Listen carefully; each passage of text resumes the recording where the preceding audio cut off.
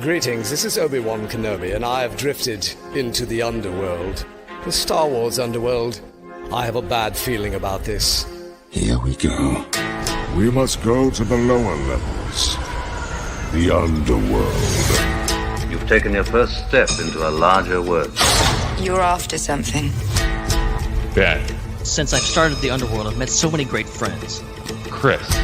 I grew up in the 1990s, and mall packaging is nostalgic for me.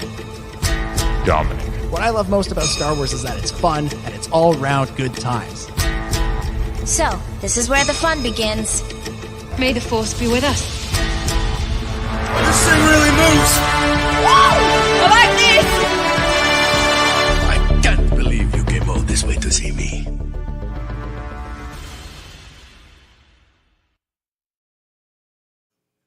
What's up, Star Wars fans, and welcome back to another episode of the Star Wars Underworld podcast. We are your source for the latest breaking Star Wars news and discussion. We are finished reviewing the Book of Boba Fett, and now it's time to get to the news. We're going to be catching up on the latest rumors and reports that have come out over the last several weeks. We're going to be talking about the Ahsoka show, the Kenobi show, the Andor show, the Grammar Rodeo. Yes, that's actually a Star Wars thing that's coming up. Dominic's gonna be talking later with the Hasbro Star Wars team about their latest product reveals, including that failed Rancor HasLab project. And on top of all this, we have a new cinematic trailer for The Old Republic, so we're going to be reacting to that as well. All that and so much more on this episode of the Star Wars Underworld podcast. My name is Chris, and joining me is my good friend, Mr. Dominic Jones. Yes, hello, Chris. Hello, Ben. Hello, everybody. Yes, I'm coming to you all live from the Sheraton Hotel in Canada. Not actually, but if you understood that reference, way to go. And everybody else, we'll get to understand that reference later, but it has to do with the Grammar Rodeo. So we'll be getting into all that. Yeah, there's legitimately so much news. And part of it is because we have not done a lot of news in the last couple of weeks, but also a lot of it just came out this week. Like usually it's Lucasfilm that waits until their show is done to start breaking news. This week it just seemed like everybody who was even tangentially related to Star Wars had some news to share with us, and it's all pretty interesting. So I'm really looking forward to getting into it all. And there's so much news that I had something that I did genuine amounts of work on to prepare for this show that I've just pushed to next week. Like I spent hours working on something. And I've just given up on even bothering to include it this week because there's just so much else that we have to get to. So it's going to be a lot of fun. It's going to be a great show. I can't wait to dive into it all. There is so much news. I just looked. Our notes have 30,000 characters in it. Somebody hit the keyboard 30,000 times to make our show notes. That's absolutely incredible. This is maybe one of the longest show notes we've ever had. It's been a while since we've had one of these. That's, to put that in context, that's 107 tweets. This is an 107 tweet thread. A long tweet thread. Oh my gosh. Also joining us, it's our founder, Ben Hart, the Star Wars guy. How's it going, everybody? Yeah, it's weird how like there was certain weeks during Book of Boba Fett I was like, well, thank God we have an episode to talk about there because there's nothing else going on. And now it's like, oh, Book of Boba Fett's out of the way. Let's get to the news. And here's all the news. So yeah, for once, Dominic did the notes, so I have no idea. I'm just as surprised as you guys are. I haven't hardly looked at them. I haven't had time today, so I'm just gonna sit back and just like, because you keep mentioning this rodeo thing. I'm like, what the hell is that? Okay, so I'm just gonna sit back. I'm gonna shut up, and we're gonna get into this.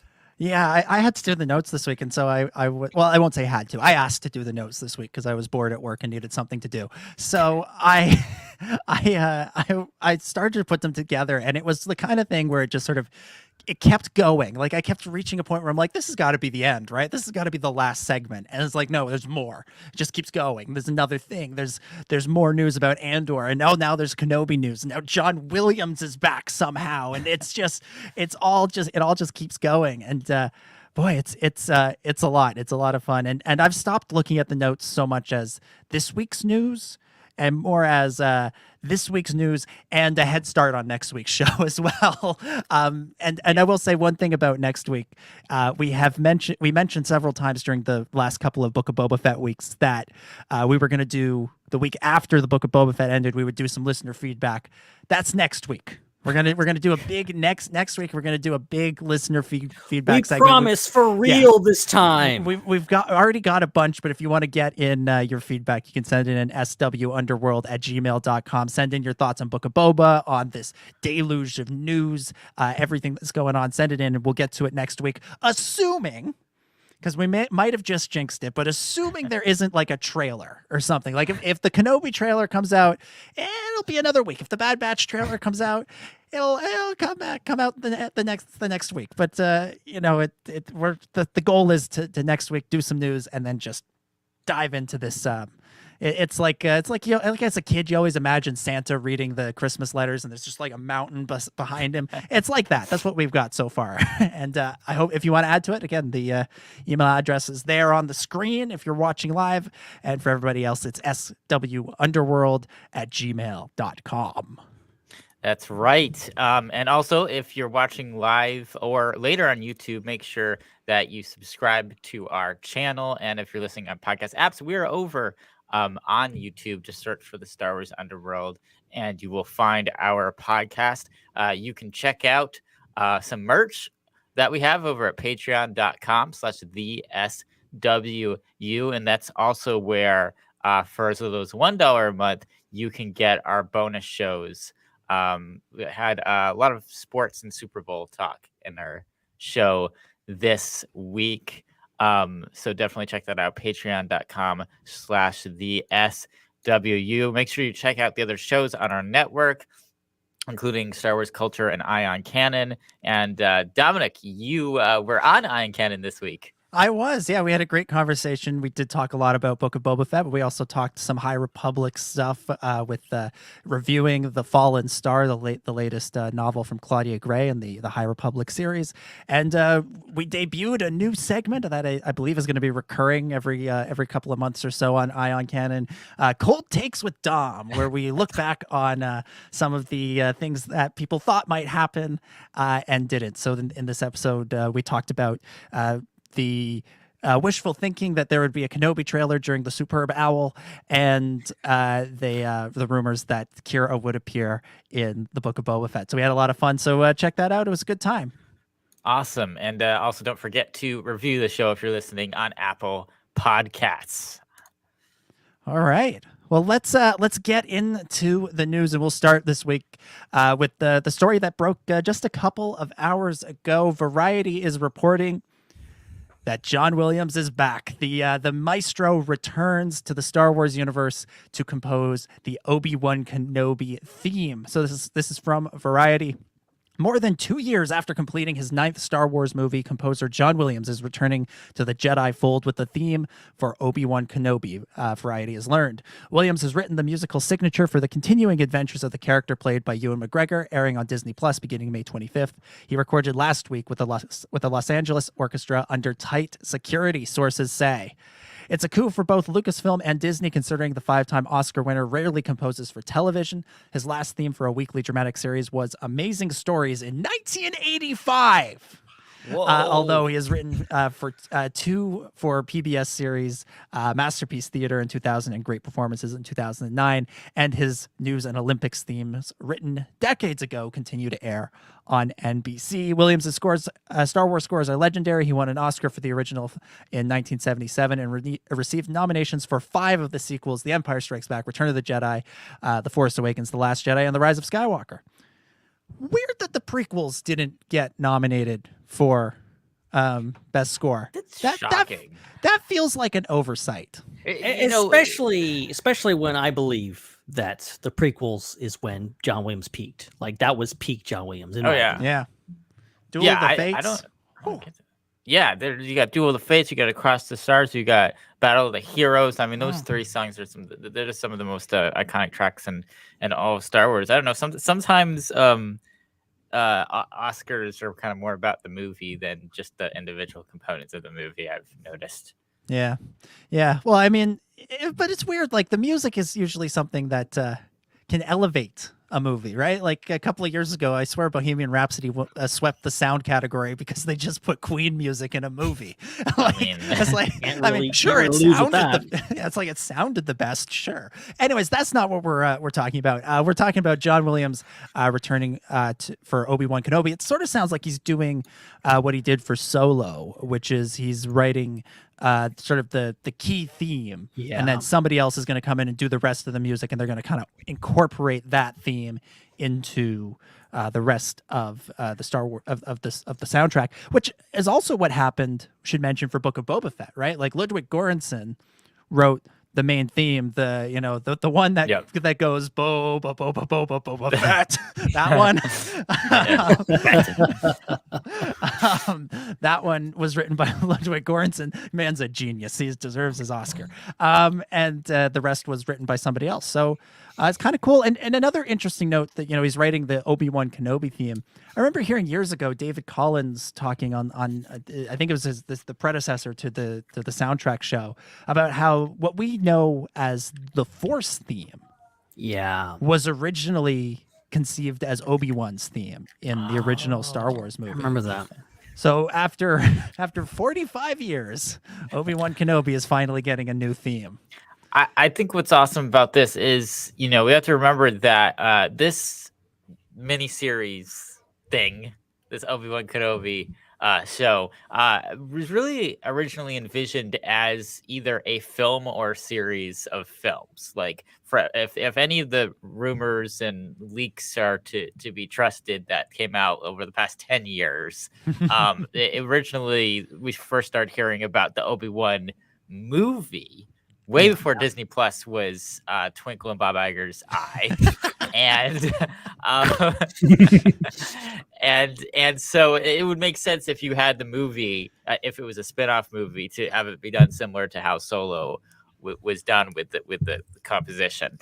So perhaps John Williams has been in talks about this as long as Ewan McGregor has, which would make sense, and that would make sense why he would be coming into Disney Plus, because again, as we talked about with the 1985 show, he does not do things for television or streaming often at all, a few times in his life. So, but that just underscores how epic this show's going to be, that, it really is a cinematic experience. It's a movie. I'm going to be shocked, really. And again, maybe not, because Lucasfilm and Marvel have been so focused on Disney Plus lately, but I'd be shocked if they don't find some way to get this in theaters and in some way, some type of limited release, or I don't know what the heck they can do, because this really does seem like a cinematic experience now that John Williams is on board.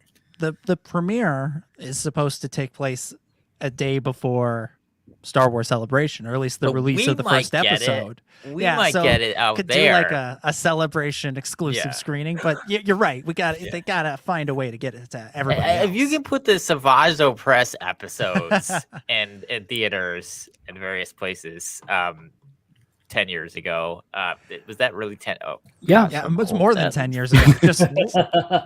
Oh yeah, it was 2010. 2010, yeah. That was my first year of college. I did a project on that. That's why if anybody's curious why Savage Press is the icon on your browser tab for the StarWarsCentral.com, that's why, because it was a school project and that was coming out that week, so I themed it on Savage Press, and it's still there.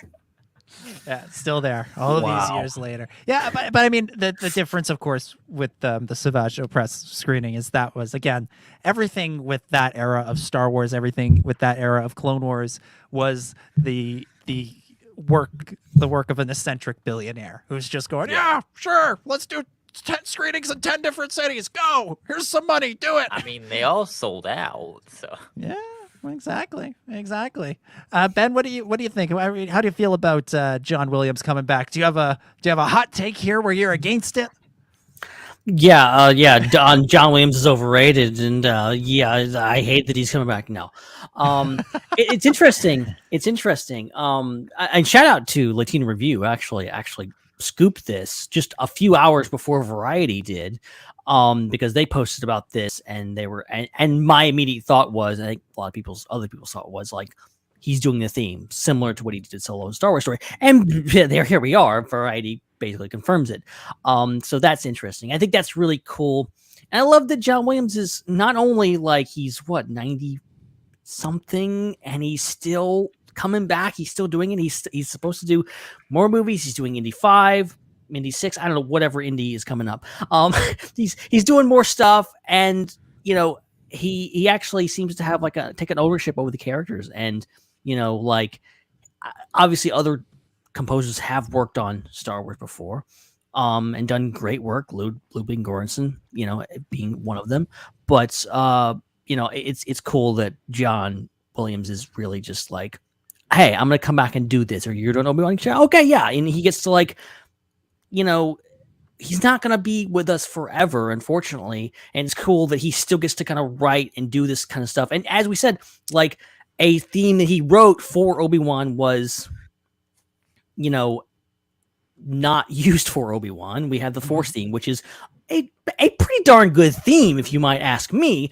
But, it's not necessarily, tied to Obi-Wan. So, and, I'm sure the Force theme will be all over Obi-Wan, but giving Obi-Wan his own theme, I think, is going to be really something interesting. Something I hope they can maybe, just like Han's theme. I like Han's theme a lot, and I hope we get to hear it more. I hope we get to hear this one more. Yeah, it also just sort of makes sense that this would be the show he would come back for, right? Like, this is the show that if you told somebody, imagine a Star Wars TV show, what would it be? This probably resembles what most people would describe. It's going to have Obi-Wan Kenobi. It's going to have Darth Vader. It's probably going to have Luke and Leia.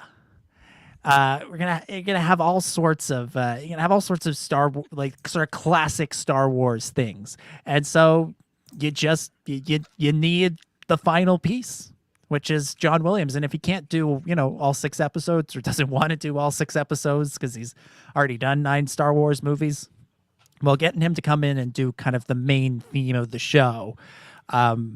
And when I say main theme, I don't mean like there's going to be like an 80s style opening credits sequence with Ewan McGregor turning around. Will be. Oh, of course there will. Starring Ewan McGregor. You're not going to get that, but something that we hear a lot in the series. It just feels right. It just makes sense. It's one of those things that when you hear happening, you go, oh yeah, that's a classic Star Wars movie. Ewan McGregor is Benjamin Kenobi. Yeah. Are we surprised that Kevin Kiner hasn't done any of the live action stuff yet? Yes and no. Like in a sense, like he's done a lot. He still does a lot with Star Wars. He did Rebels. He does Bad Batch. Yeah. Like he's still around. He's not like not working on it. But at the same time, the people that they are getting to come in and do the live action stuff, it's not like they're just getting any old person. They're getting Ludwig Göransson and Michael Giacchino with Rogue One, and as we'll talk about if we get to it, the guy who's doing Andor is a pretty big deal as well. So I am a little bit surprised because he did so much for them, but but I like the idea there that you could do the Ahsoka show, and that would feel right, because for as much as Ludwig Göransson didn't use a lot of Star Wars themes in seasons 1 and 2 of The Mandalorian, he did use Ahsoka's theme when she first showed up. Yeah, and that's a Kiner original. That's Kiner's, that's his classic work, his magnum opus, his greatest accomplishment. Seminal score. Thank you. There it is. Those are the words I was looking for. That's never come out of my mouth before. I didn't even know how to use that word before. I thought it was a perfection. football team. Perfection. But there it is. John Williams is back. Johnny Williams returns to Star Wars. Yeah, baby. May 25th. Best background extra actor in the history of Star Wars. Johnny Williams. All right. Nailed that role. If we have time, we may get to some more Kenobi stuff later in the show that is spoilery. Ooh. We may get to that later in the show, or we may get to it next week, or maybe the week after. Who knows? There's a lot of time between now and Kenobi. We can spoil the show another day if we want. But for now, let's get on the road and head out to the Grammar Rodeo, aka a potential live action High Republic TV series that is in development. So we're gonna walk through. There have been a lot of reports about this, and we're gonna walk through all of them so that we all are coming from the same space. We all are starting in the same spot, because this has been sort of brewing in the news and the headlines for the last couple of weeks. And as we said, haven't had a chance to get to it because of Book of Boba and everything else. But now we have a pretty good sense of what it is, so we're just going to go through it all. So it all began a couple of weeks ago at the end of January when Cinelinx reported that, quote, a kid-focused High Republic live-action series is in the works. That's the headline. Here's what the article says. The High Republic era is continuing to expand. As we've heard, a new live-action series is in the works, with the focus being on a younger generation of heroes. And here's how the series was described to Cinelinx. Stranger Things in space. Wait a minute. So when they say kid focused, do they mean like for kids or about kids? Because Stranger Things is not for kids. It's an interesting distinction, and I'm not sure. We can further discuss drew that. A gigantic Demogorgon into what I thought this would be. We'll come back to that, because it's an interesting question. Cinelinx says it's a description I heard almost verbatim from two different sources months apart from each other. The context behind it is Lucasfilm is apparently working on a new, as yet unannounced live action series for Disney Plus. Unlike their current / upcoming shows, however, the primary cast and focus of the story would be kids in the preteen to teenage range. Hence the Stranger Things comparison.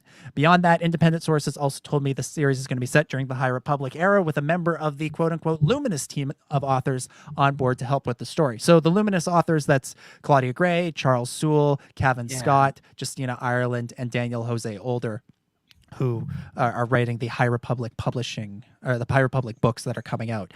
For what it's worth, I did a quick look at the Luminous team. None of them have any screenwriting credits as of yet, so there's no clues. There's no clues to be found there. We then have a follow up from Bespin Bulletin. Bespin Bulletin, they report that that Production Weekly, which is an industry magazine, has a listing for a new mystery Star Wars project that is set to begin filming in June, and that the production has the working title Grammar Rodeo. Now, not much more is said about it. It's not.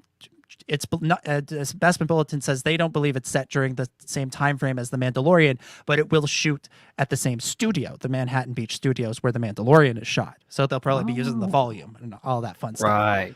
So here's what we've got so far. We got a High Republic series rumored by Cinelinx, and we've got Production Weekly reporting on Grammar Rodeo, a previously unannounced Star Wars series that will begin filming in June. Well, a lot of people did the math, tried to put two and two together, but Latino Review, they are the ones who actually went to their sources and said, what's going on here? Can you guys sort anything out? Here's what the source said. There's a Star Wars series filming around May to December in Manhattan Beach. It's the High Republic series.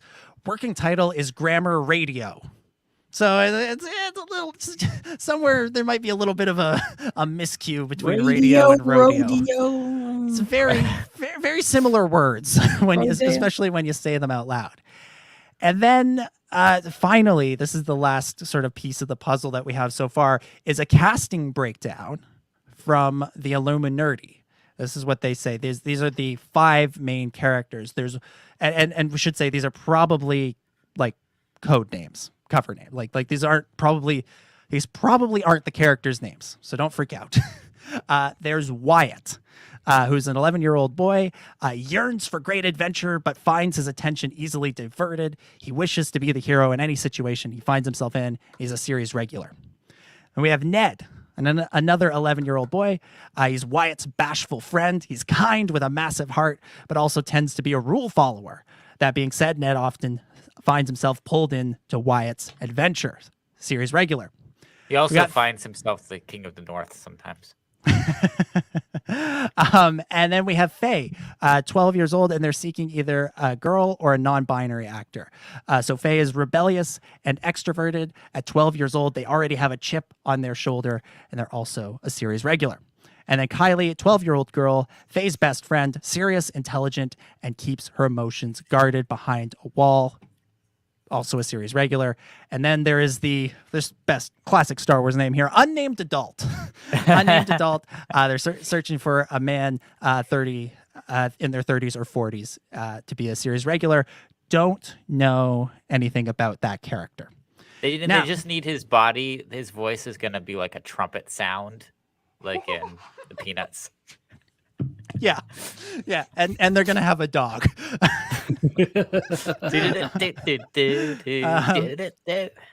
And then, so for anybody that's now, if you're wondering what the hell is the grammar rodeo and what does that have to do with anything, it's actually, believe it or not, a Simpsons reference.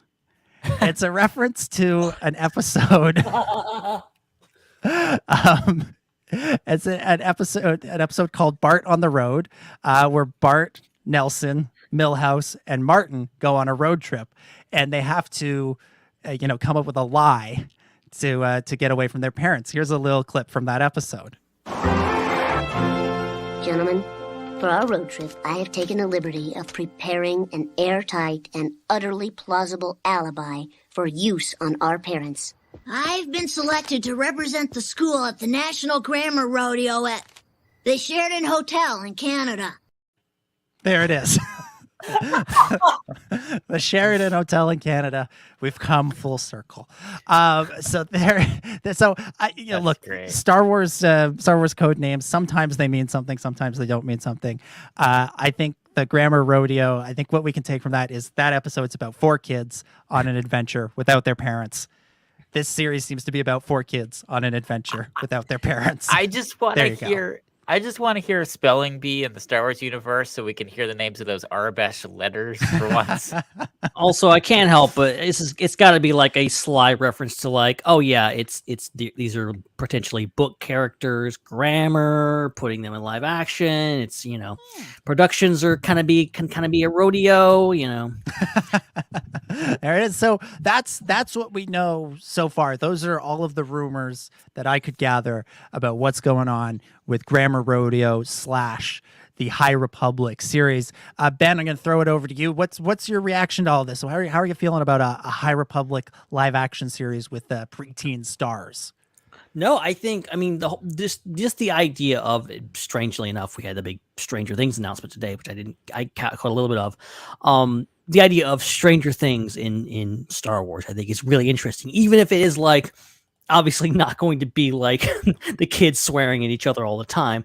The whole concept of that, of like, and if you think about it, we haven't had that many like preteens in Star Wars. Like, if you think about it, we had Anakin, Jake Lloyd, was great in my opinion, but like other than that, we haven't had a lot of like stories focused on kids, at least in a live action sense. So like, I like this a lot. Obviously, putting in the High Republic era, I'm glad we're already kind of getting into that. I feel like the fandom has very much embraced the High Republic pretty well. I've enjoyed all the books and stuff that I've read. So like, I like that they're continuing to move into this, and we're going to get stuff even before the Acolyte. And considering what they're doing with the publishing, which is like jumping around in the timeline, we're going to go back in time now. Saw someone, I think it was Matthew Hardy, who was like, what if this is young Avar Kriss and Elzar Mann? Like, that's possible. I don't know.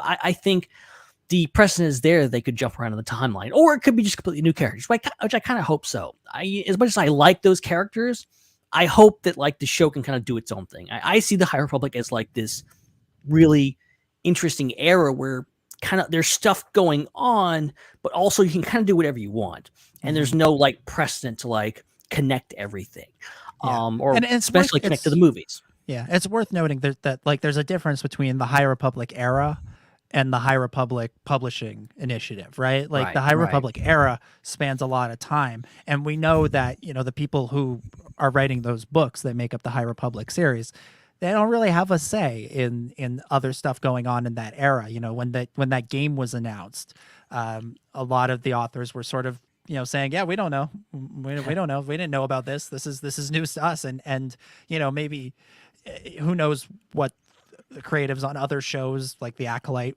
maybe they would want to get in touch with the Luminous authors, but maybe they can't. Maybe they don't have time for that sort of thing, and so it's sort of spread out all over the High Republic era. So it's worth keeping that in mind, that just because this says High Republic and it doesn't mean Avar and Stellan and Elzar are going to be the main character. And honestly, that's an interesting theory, but I find that unlikely because those characters are supposed to be a trio, right? Like they're a trio, and in their backstory is they all grew up together and they were super tight together. And we've already got 4 kids in this casting breakdown, assuming it's legitimate. So one of the kids is gonna die or be kicked out of the group. Like that doesn't seem like something that's likely to happen on the show. So I would love to see the adventures of young Avar, Stellan, and Elzar someday, but I don't think it's this. So, yeah, because there's 2 things going on here. Either they're using the High Republic era as a catch-all for just anybody who wants to do a story that is not related to anything else. And like, all right, well, you want to do a Star Wars story and it's not about Luke Skywalker or Obi-Wan Kenobi, so do it in the High Republic era, because it's just this big blank giant canvas thing where you can just like, so that's one thing. And then the other concept is that they're going to do the same thing with the High Republic that they're doing with the current era, which is connect everything together in any opportunity that they have. So I don't know which. I think we're going to have to see a few of these projects before we start getting a feel for what their plan is in the High Republic. Are they trying to create another overarching storyline, have it kind of be the new MCU of Star Wars, since it's kind of chronologically all over the place with the current era that they're working in, or is this just going to be a blanket label for anything Star Wars that happens before the Phantom Menace, and nothing has to do with anything necessarily has to do with anything else? The vibe I'm getting now is that it's that. It's a blanket term for anything pre-Phantom Menace, and they're not going super far back in time, so we're not going to see Jedi on horseback with swords or anything like that. Like where's that show? Come on, Ryan Johnson, let's go. Yeah, that was what Benny Hoffman Weiss. I mean, we almost got it in Rise of Skywalker. Let's be honest. Yeah, it's true. But it does seem to be kind of a catch-all term. So, from what I've read of what the authors have said, it sounds like they have a very specific plan for their series of books and comics that are going on. And, probably the people that are working on other things are at least tangentially aware of it. We've talked in the past about Leslie Headland, who's the showrunner for The Acolyte, and her love of Star Wars books and that sort of thing, and the galaxy of Star Wars. So it wouldn't surprise me if she looks to try and pull stuff in from what they're doing. But then again, the game seems to be completely separate from that. So it'll be interesting. Maybe there's a bigger plan that we just can't see, or maybe it's one of those things where they're just going to let everybody do their own thing, and if they can cross over in some ways, great. If not, well, it's just a blanket term like Rise of the Empire for shows like Rogue One and Bad Batch and Solo and Andor that don't really have a lot to do with each other than what part of the timeline they're set in. Yeah, it's going to be interesting to see how, because like we've seen these things happen, movies, TV shows, whatever. Like they're very good at like taking something and like this person's doing this story, and then 5 years down the road, someone picks up that ball and takes it and runs with it, a la Cobb Vanth in the Aftermath trilogy. Takes that book character, puts him in The Mandalorian, we have what we have today. But it's going to be interesting how that will work in the High Republic era, because like so much of this is publishing now, but we're going to have these TV shows and games and who knows what else. Will there be kind of a conscious effort to like, cross things over in the moment, or will be like, okay, yeah, maybe down the road we could see something in a TV show or whatever. I think we're obviously spending hundreds of years here, so like a lot of it's not going to be connected inevitably.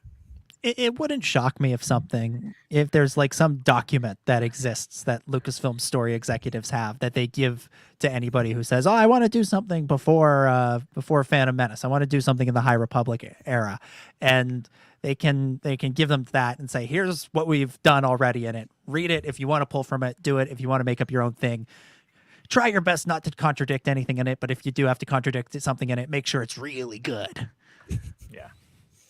But as to the show itself, I love this idea of doing a show like this, because sometimes we forget that Star Wars is for kids. It's a franchise that was primarily designed for children in the 70s and 80s, and sometimes we lose sight of that. And as great as things like The Mandalorian and the Book of Boba Fett are, they can sometimes feel like they're catering a little bit more to the adult audience. And that's not necessarily a bad thing, as long as you also have things that catered a little bit more towards the kids audience. And things like, Star Wars Resistance did that in some ways.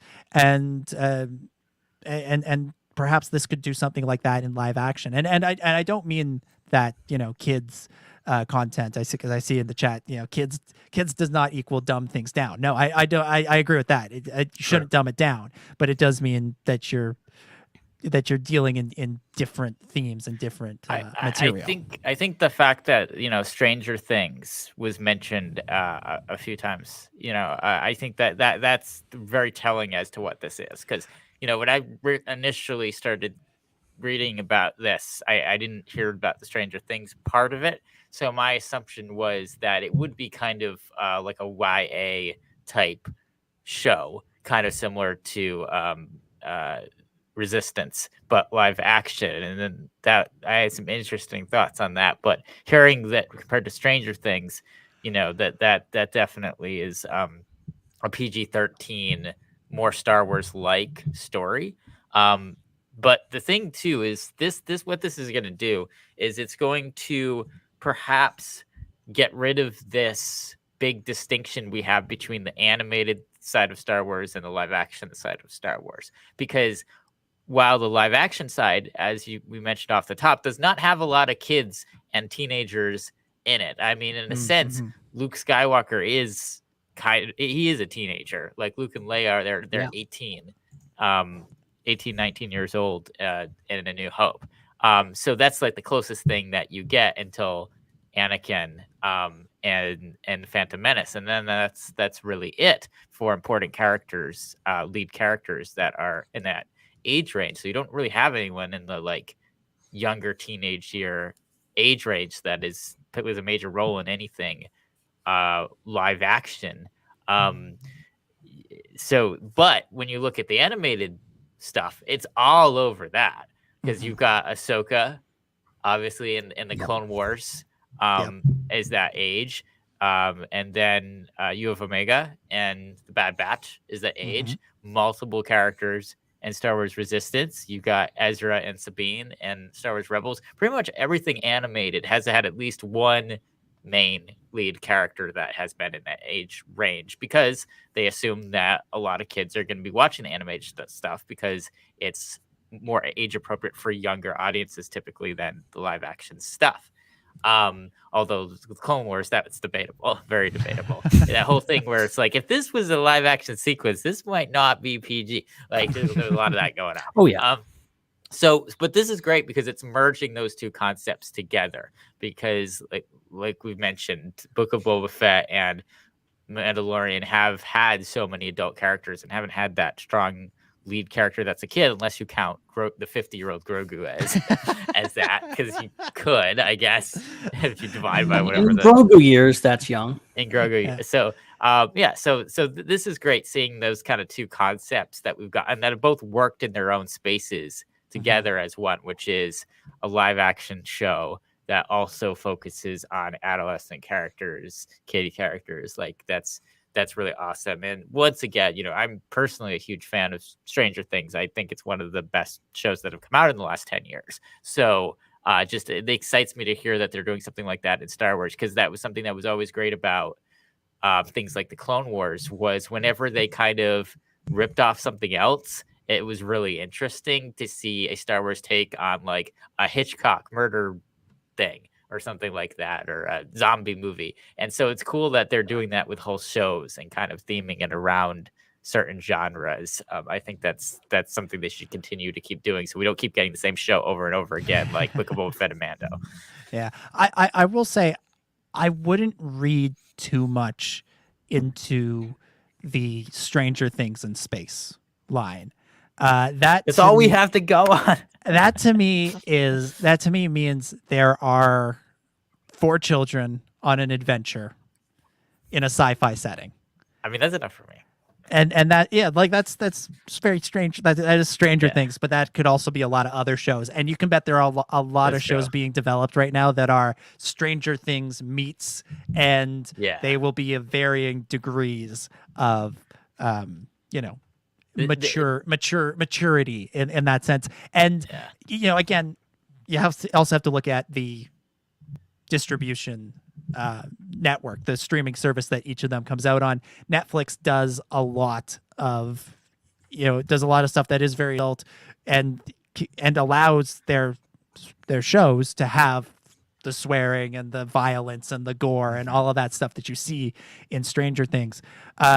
Disney Plus does not allow those things. They don't allow swearing. They have very strict sort of their own strict rules about what you can and can't show. And something like Mandalorian will push those limits, but other shows have been canceled from Disney Plus before they even were made because they wanted to go in a more mature direction. Like, that everybody remembers before D23 2019, they announced the Lizzie McGuire reboot that they were going to do, the continuation series with her in her 30s. And they then reread some of those scripts and went, this is too mature for us. No. and the show didn't happen. So so the Stranger Things line, I'm not going to read too much into that in terms of the tone of the show. To me, that just describes roughly the layout of what's happening. And I would expect a show on Disney Plus that features more, 11, 12, 13, 10-year-olds, that sort of thing. I would expect that to be more of a YA show, which does not mean that it will be bad. There is a lot of good YA stuff out there. And some of the best Star Wars books in the last few years have been YA. So I think I don't think that's a bad thing at all. I think that's something that Star Wars needs and something that it should do. So I'm all for this. I think this should be really cool. It's Star Wars Zoom. All right, so we'll move off of this series, but we will obviously watch for further developments with great interest. Maybe they'll announce it at Celebration. Maybe that'll be a big thing that they could do during that convention, or more likely they'll either announce it the week before or the week after, because that's how these things tend to go. But let's talk a little bit about the Ahsoka series now, because we got some more Star Wars TV news to get to this week. And we've got our latest cast member who has joined the series. This is kind of an interesting one. Ray Stevenson is set to take on a role in the series. This comes from The Hollywood Reporter. It was their exclusive. They write, Ray Stevenson is going from sailing the oceans to sailing the spaceways. The actor who last appeared on History Channel's Vikings has joined Ahsoka, the next Disney live-action series, gearing up to go into production at Lucasfilm and Disney+. It's unclear who Stevenson will play, but sources say he's a villain in the series and will play an admiral ... although not Thrawn. Ahsoka is due to begin shooting in Los Angeles at the end of April. The move marks a return to the galaxy far, far away for Stevenson, as he voiced a character named Gar Saxon in Star Wars Rebels and the Clone Wars. I forgot about that. The actor is known for playing Volstagg in Marvel's Thor movies and played Blackbeard in Starz' Black Sails Pirate series. Yeah, okay. So Gar Saxon lives. He's alive, and he's coming back to be the main villain in Ahsoka. Well, probably not. But he's playing a head in a jar, maybe. Head in a jar. So Ray Stevenson joining the cast. What do we think? How do we feel about this? The villain thing threw me because initially I was thinking like Volstagg and a character like that because I'm a horrible typecaster. I apologize. And that's what I know him visually from. I've forgotten that he also voiced a character in Star Wars.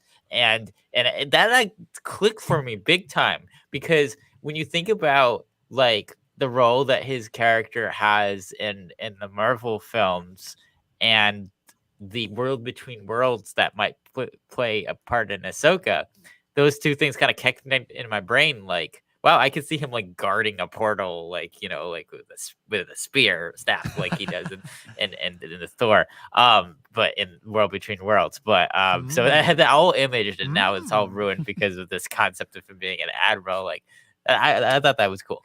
So yeah, Thrawn's brother, let's go. Ben, what do you think?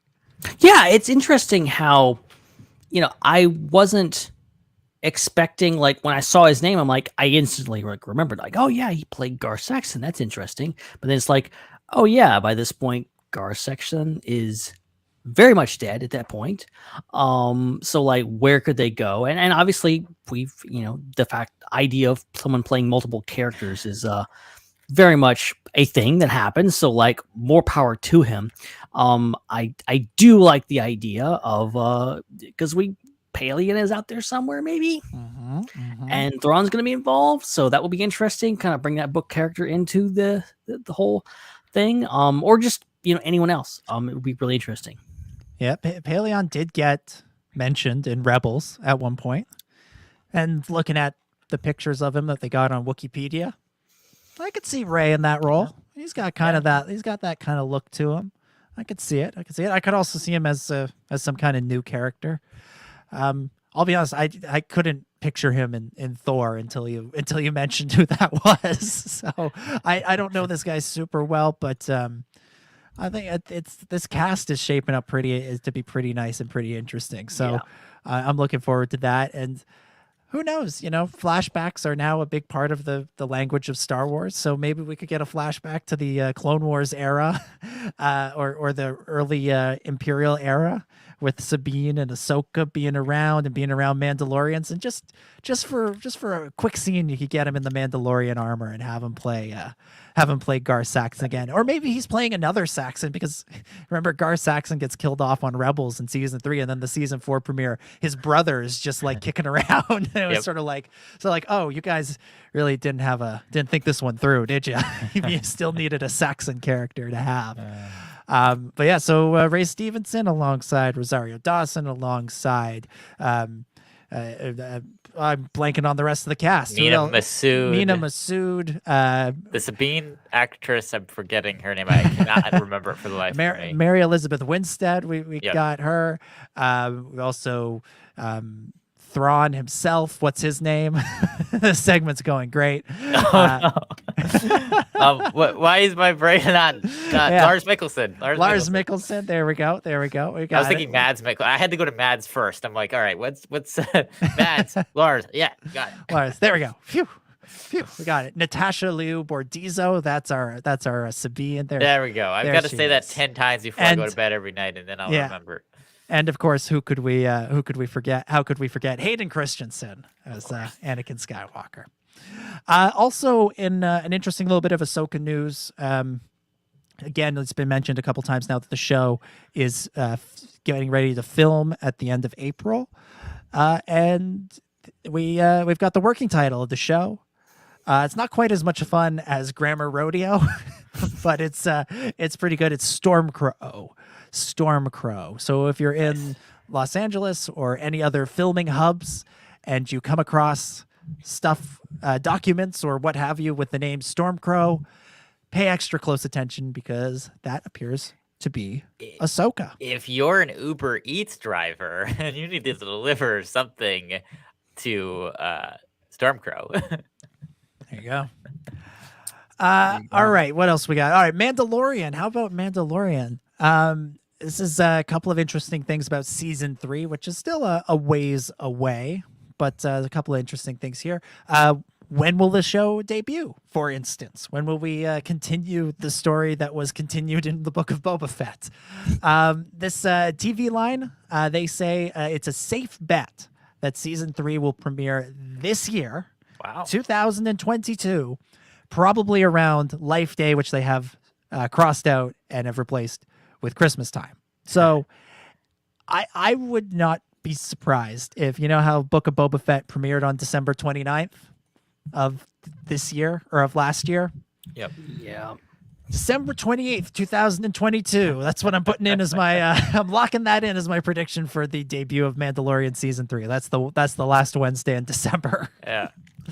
But who will be directing episodes? Who will be directing episodes? Well, we've got two names that we believe are coming back: Carl Weathers and Bryce Dallas Howard. The Bryce Dallas Howard news comes from Discussing Film editor-in-chief Jacob Fisher, who tweeted after her episode of The Book of Boba Fett.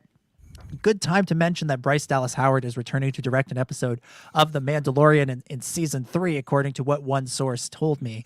And then Carl Weathers, we don't have to listen to any sources on that because we can go right to the man himself, who tweeted that he is back, is affirmative as director, #, quote, "This is the way." Hashtag be peace. Clearly, Carl does not know that you can't have punctuation in your hashtags because of how he wrote that out. But that's cool. He's back. He, of course, directed season 2, episode 4, which is a solid episode. Yeah.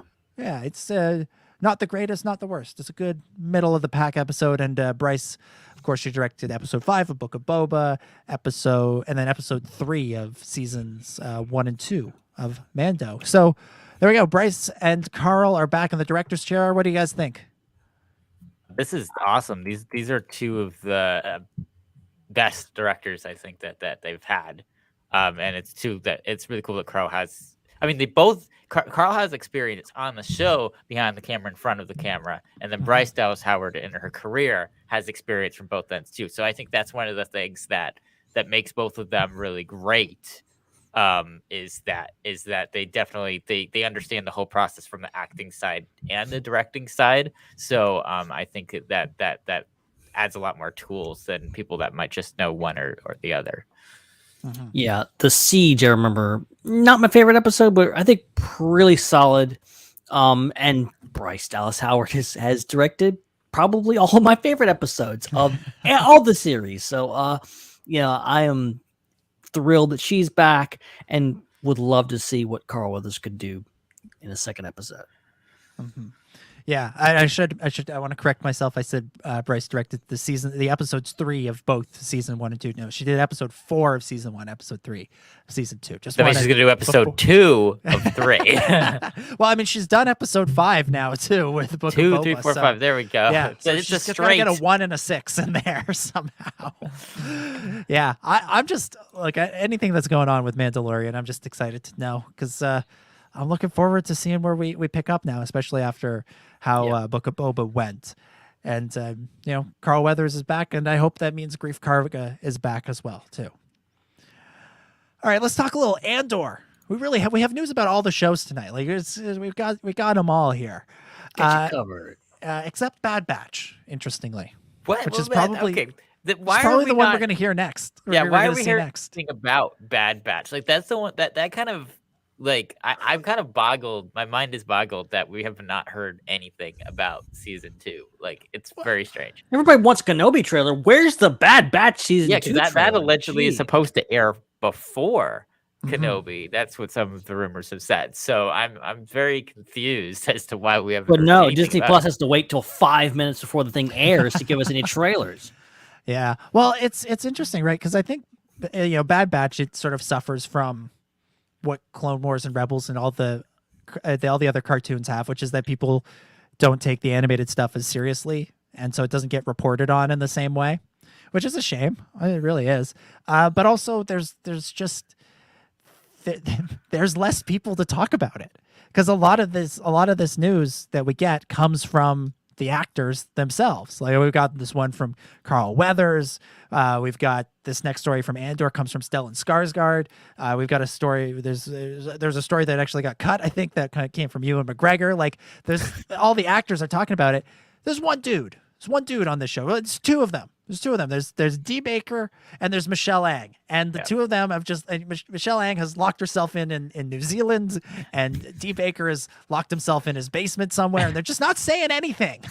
They're not saying anything. So, like in season 1, it felt like the only people talking about the show before it aired who were working on the show were the Kiners. And they were doing a better job promoting it than Disney Plus was, and I expect season 2 will be much in the same way. They'll drop a trailer on us at some point when we're not expecting it, and then they'll say, "Oh, by the way, episodes premiere April 3rd." I don't know why not. Well, that's not a Wednesday. April 6th. That's a Wednesday. There we go with that. Any of those days, and they'll say episodes premiere then. And oh, by the way, we won't tell you how many episodes are in the season. Again, because they did that last season, and it drove me insane because I couldn't plan. I hate to plan, damn it. Won't they for once think of the podcasters? No, they can't. They shouldn't think of us. They should avoid thinking about us. All right, Andor. Here's what we got for Andor. Stellan Skarsgård. He's in the show. He's starring alongside Diego Luna in this thing, and he was interviewed by the Swedish website Dagens Nyheter.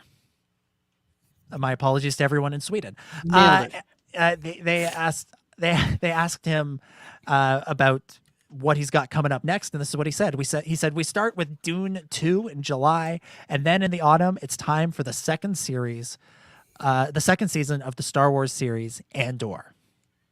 So we haven't even seen season 1 yet, and they're probably going to start filming season 2. One thing I've wondered with Andor, right, is we've heard that it's a 12-episode first season.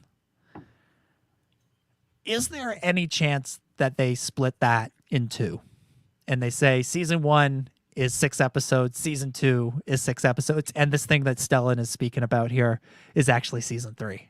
Oh. Yeah, I doubt it. I don't think anything's going to be that short unless it's Kenobi in a limited series. Like, would be my guess. Like, the way that they filmed this thing, it sounds like a lot of it may have been filmed on the same set because they were able to shoot multiple seasons at the same time, was the rumor on that one. So I think that it's going to be a slightly more procedural than some of the other shows that we've gotten that have jumped around a lot in the sets. Either way, it's interesting, and just the confidence that they seem to have in the show, and they're willing to commit to not going, oh, we'll put one season out, we'll see how people react, we'll see if the numbers work, and then do it. They are fully committing to at least 2 seasons of this show, which is great. Like, I'm of the opinion that this is going to be a really solid series. At least I hope so. So, like, where it goes, I don't know, but I was bummed when, like, oh yeah, K2's not going to be in the first season. Well, it sounds like we might actually see him because season 2 is happening. Mm-hmm. Yeah, I just sort of bring it up just because they filmed it for so long, and it's been the one that's had sort of the longest lead time on, because it was the second series that was announced, and it's going to be, what the 4th or 5th one that we see. Like, it's kind of been the one that's been pushed the furthest, and I was sort of wondering if it might be difficult to get that cast together again. But honestly, this quote from Skarsgård does set me at ease a little bit, because they are going back to film in the fall. Season 1 debuts in the fall, most likely, so it'll probably be another year or maybe a year and a bit in between, and so they can do 12 episodes of season 1 and maybe 12 episodes of season 2. Maybe season 2 is a little bit shorter, because they did film for a really long time on season 1. But I'm so looking forward to Andor. And Chris is gone. Chris had to take off. He's got to go. Just leave, and he left. Yeah, he said before the show he had to leave early. I thought he would say goodbye. Chris had to take off, so we will see Chris next week. Sticking with Andor though, we're just gonna power forward, Ben. It's you and me, buddy. Right. Let's go. We're pushing through to the end.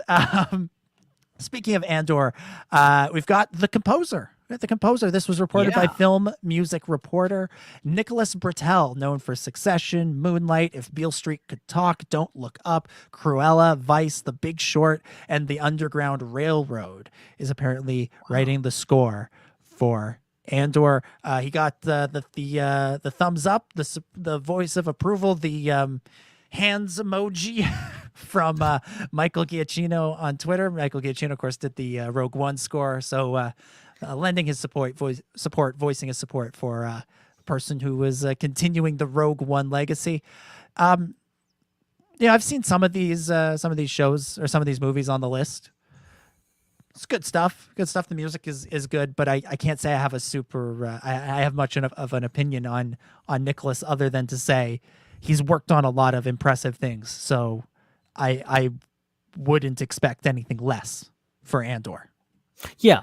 I don't think I've seen any of these things, but still, I mean, it's great. I love new people coming into the franchise and getting, and I'm still like, I'm almost like, okay, well, we had Alexandre Desplat who was going to do Rogue One originally. I'd love for him to come back and do more stuff, because it was just interesting to have someone that we'd never heard before come in, and Ludwig, amazing stuff. Someone who had never worked on Star Wars before coming in and doing that.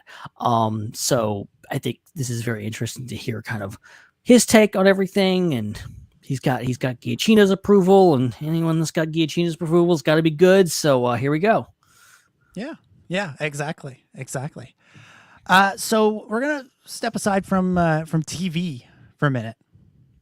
Talk some video games. Specifically Star Wars: The Old Republic. Now, they dropped a new cinematic trailer. Ben, have you seen this? Have you seen this new trailer? I have. Okay. So have I. Was I not supposed to? No. I'm genuinely asking if you've seen it. I didn't know if it was just a live act or something like that, because I did, like, as soon as thinking, I gotta watch this now. Yeah. No. We will watch it. We'll watch it so that everybody who's watching along with us is on the same page. And because it's really good, and I want to watch it again. Yeah, totally. Probably the people listening to this won't have heard that little snippet of the conversation, because I don't know how interesting it would be to listen to this trailer. But let's enjoy this Star Wars: The Old Republic Disorder cinematic trailer.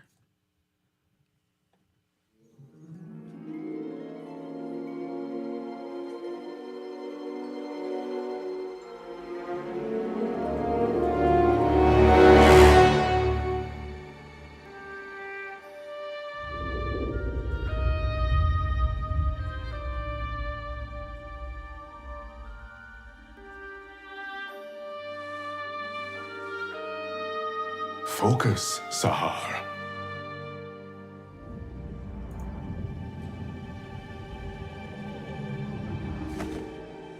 I did it! Did you see? Wow.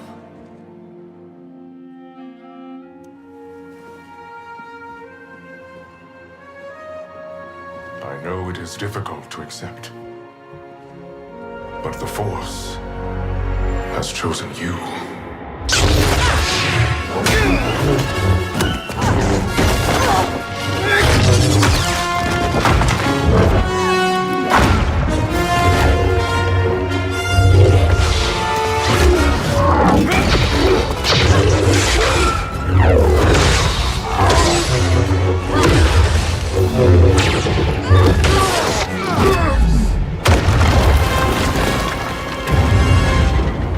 Destroy this machine and all records of it.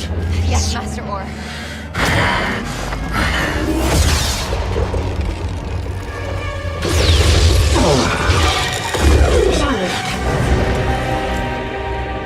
Focus.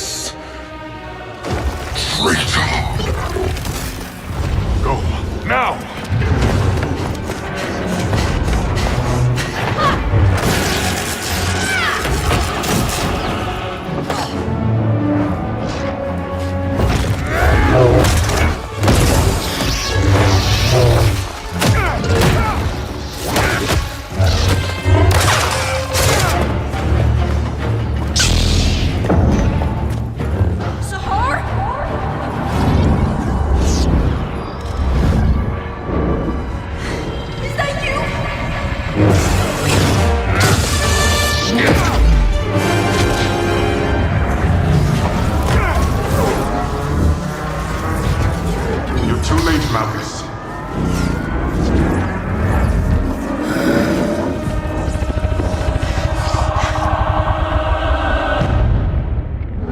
Focus, Sar. I did it! Did you see? Will you be taking both children? No. The brother shows little connection with the Force. Zahar, the Force has chosen you. Sahar, no! I sense your past, Padawan. You can't take her! Your pain. Your fear. This is how the Sith and Jedi maintain control. Revealing the ways of the Force to some, and keeping it from others. Zahar! Don't listen to him! How many were left behind? So that the Jedi could play God.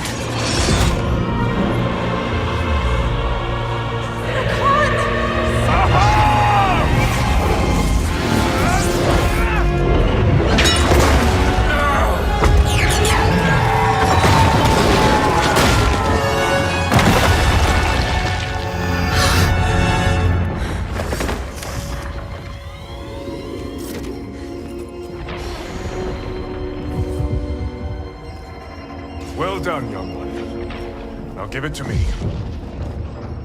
You could have saved my brother. What? Was I chosen by the Force? Or you? Now's not the time. Do you know what it is your master just destroyed? Zahar, listen to me. A machine built to find those the Jedi didn't deem worthy. Silence! Give it to me. Now, Padawan! It's not too late. Give me the plans. No! We can still find your brother. I've only ever protected you. You must trust me.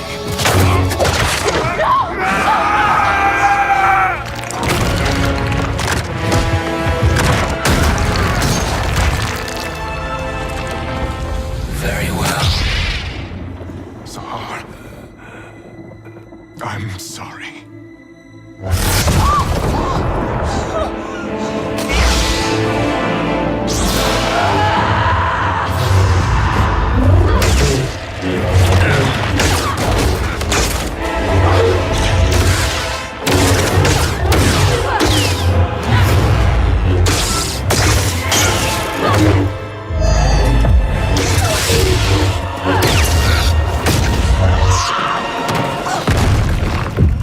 All your life you've been in a cage, Padawan.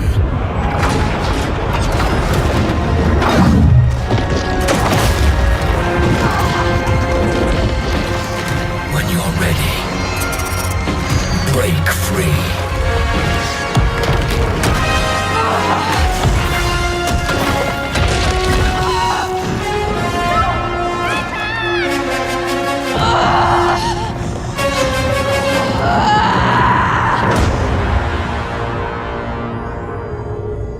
Chills, man. Yeah, now that's a trailer. My goodness, they just outdo themselves every time, don't they? They really do. Like that trailer. So the three like main Old Republic trailers, the ones that were released before the game. There's the Deceived one, which was the very first one at the Jedi Temple. There was the one on Alderaan with the not a clone trooper, Republic trooper. Right. And then there was the third one that was like the beginning of the story where the Sith released first- completely opposite order. Yeah, they go in reverse chronological order. Those ones, like those, hold like I think like a unique place in Star Wars. Like they are kind of they're sort of revered in a way as being these sort of like fever dream versions of Star Wars, where it's like, what if we just had all the Jedi and all the Sith fighting all at the same time, sort of thing. Right. And it was. they hold this sort of special place. And the Old Republic has done some cinematic trailers since then, but I don't feel like they've ever quite reached the same levels. And in part, it's because the Old Republic game came out and there wasn't quite the hype around them that there was for those ones when it was previewing something new that was going to happen. This is the first Old Republic trailer in my mind that reaches those same heights. Maybe not in terms of, public response to it, just because there's so much other Star Wars going on. But in terms of quality, this is the first one to me that reaches those same heights. And almost, I might even go as far as to say surpasses at least the second and third one. I don't think anything will ever quite beat that first one in terms of like just shock value of, because like it was, you had no idea what was coming in it. But this one had what the other two were missing, especially the third one, which is story. Like there's something going on here. There's story, there's character, there's real sort of heart to it. It's exploring legitimate Star Wars themes and kind of the inherent flaws of the Jedi are on full display in that trailer. It's really, really cool. It's the first one in a long time that has got me sort of thinking like, oh, that this belongs in that same pantheon as those original High Republic trailers back in the day. Yeah, those first three like blew me away. Like obviously those were like, and especially like I don't have as deep a connection as I do even to this trailer because there's so much Star Wars right now. We just got done with a live action TV show. There's a lot going on. Back then there was nothing. There was pretty much nothing. Star Wars was, on its way out, and we had, seasons of Clone Wars or whatever was probably in between seasons. I don't know what was going on, but like, it was, and having those which were basically like movies. And like, I think like going forward, they did other ones. Like there was one with like the two brothers and one was light, one was dark. There was a lot of world building. There's a lot of lore in there. I don't think they quite hit the mark as those first three did for me personally. And maybe it was just the fact that, they were trying to pack a lot into them. I think they were trying to kind of test themselves in regards to like how far can we take this? Those first three were so crazy and groundbreaking. But I think overall, this one kind of goes back to basics, and obviously bringing back Malgus, big takeaway, big connection to those that very first one and all three of them.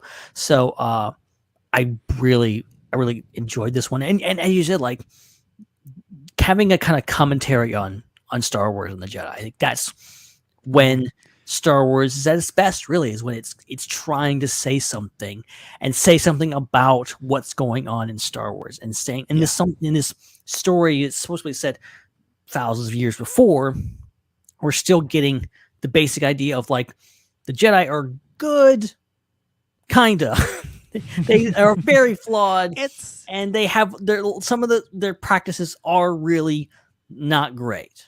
Mm-hmm. It's interesting, right? Because this trailer shows the inherent flaws in both the Jedi way and the Sith way, right? Because you have the Jedi Master. That's kind of the focus of this. Is he's only thinking about the Jedi, which is sort of contrary to what the Jedi are supposed to be. The Jedi are supposed to think about everybody. Like you hear Anakin talk about them in Attack of the Clones. The Jedi are selfless. They think about other people, not just themselves.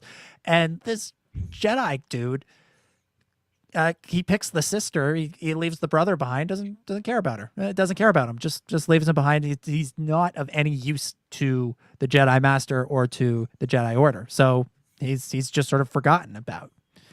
And Malgus in that trailer could have gotten the Jedi to turn, but he kind of got a little too overconfident and murdered her master right in front of him. So this Jedi character, I don't think she has any interest in siding with Darth Malgus anymore. So it's a great trailer and great sort of story concept. I'd be interested to see how this is addressed in the game.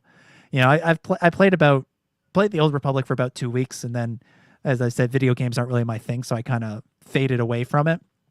And So I've sort of lost track with what's going on in me too. in the Old Republic storyline. I watched a YouTube video like back in the summer that like recapped the entire story of the Old Republic, all the game, the original game, and all the expansions in the last 5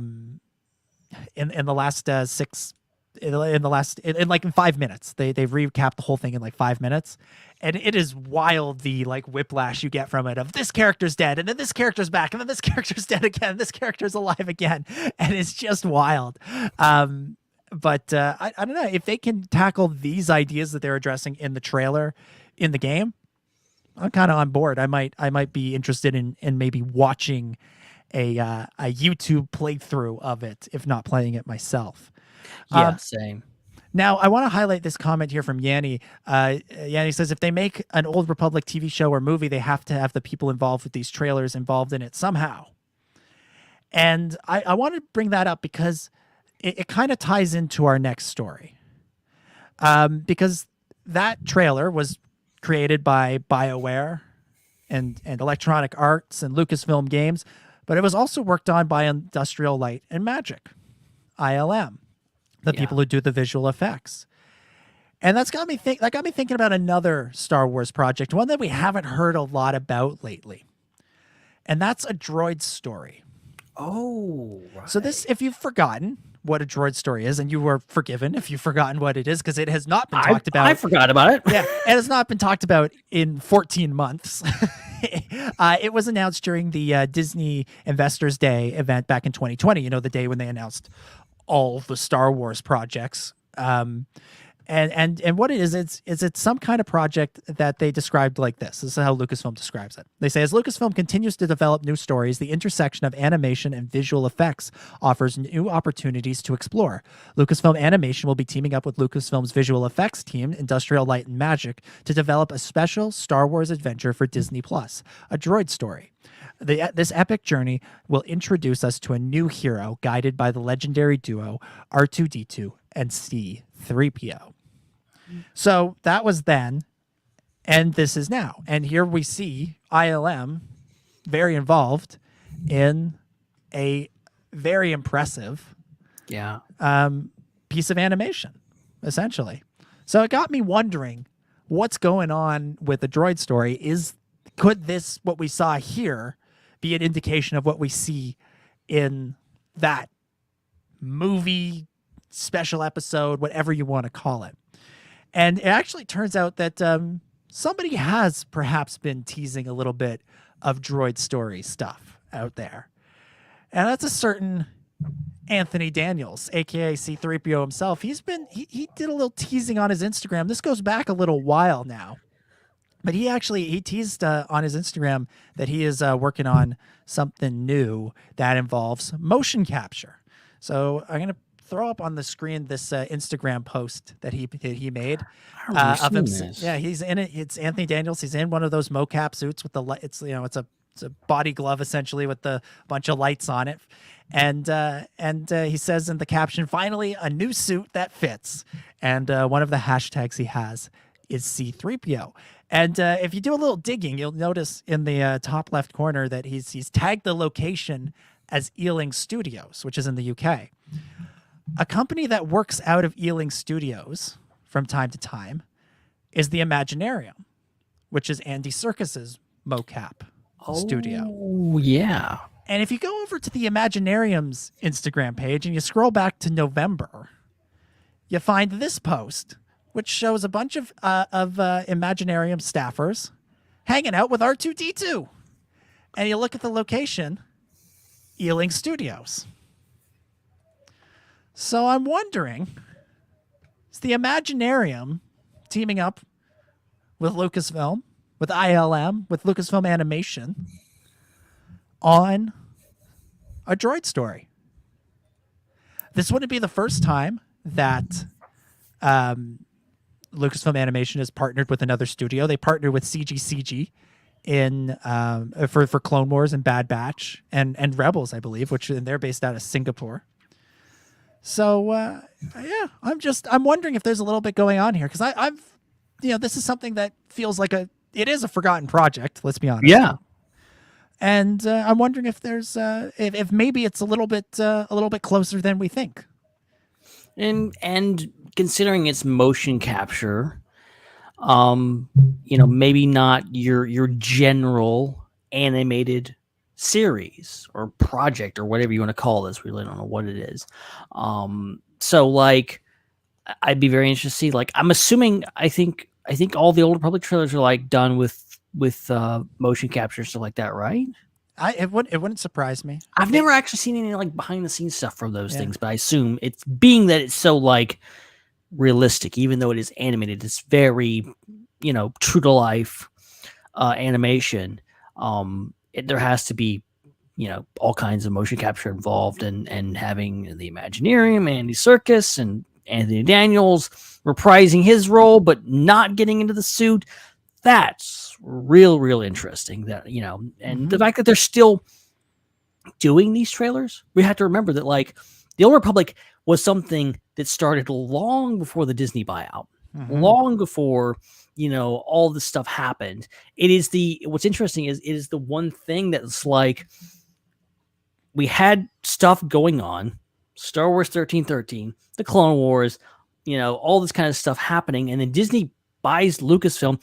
All that stuff gets wiped except for the Old Republic. The Old Republic is the one leftover thing that has continued on, even so much as like when we had the canon reset, that has still continued. That story is still going on. We assume it's really not part of continuity. It's not part of the continuity we're seeing on screen, but it's still in Star Wars. What's weird is now we have in this trailer, we have a Mudhorn little thing, which is obviously a reference to the Mandalorian, which is like this weird cyclical thing where the Old Republic was created long before the Mandalorian, and it's really not in the same continuity, but it's still referencing it. So it's like, and again, it's like, who cares about canon? It's whatever. Yeah. But so and the Old Republic, the Old Republic trailers that have come out in the Disney era have always felt like they're nodding at the other stuff. Like I remember one of the first ones that came out after Force Awakens. I swear the Jedi in there was modeled after Daisy Ridley. I was like, you took Daisy's face and you adjusted it and you slapped it on your character. Yeah. Basically. But they're continuing to sink money into these things and continue to basically just giant advertisements. The whole reason, because people have been talking about this for years, like, well, why don't they do movies in this thing? And I've always figured like, it probably costs a lot of money to make these trailers, and a lot of time and a lot of effort. I always assume that like that's just like they can only do. The only reason we see one of these every few years is because they're so hard to make and so expensive. But maybe the technology is catching up. Maybe we can see something. I'm not saying we're going to see a Droid Story looking like this. Could be something in the neighborhood of that. There's nothing saying it won't be.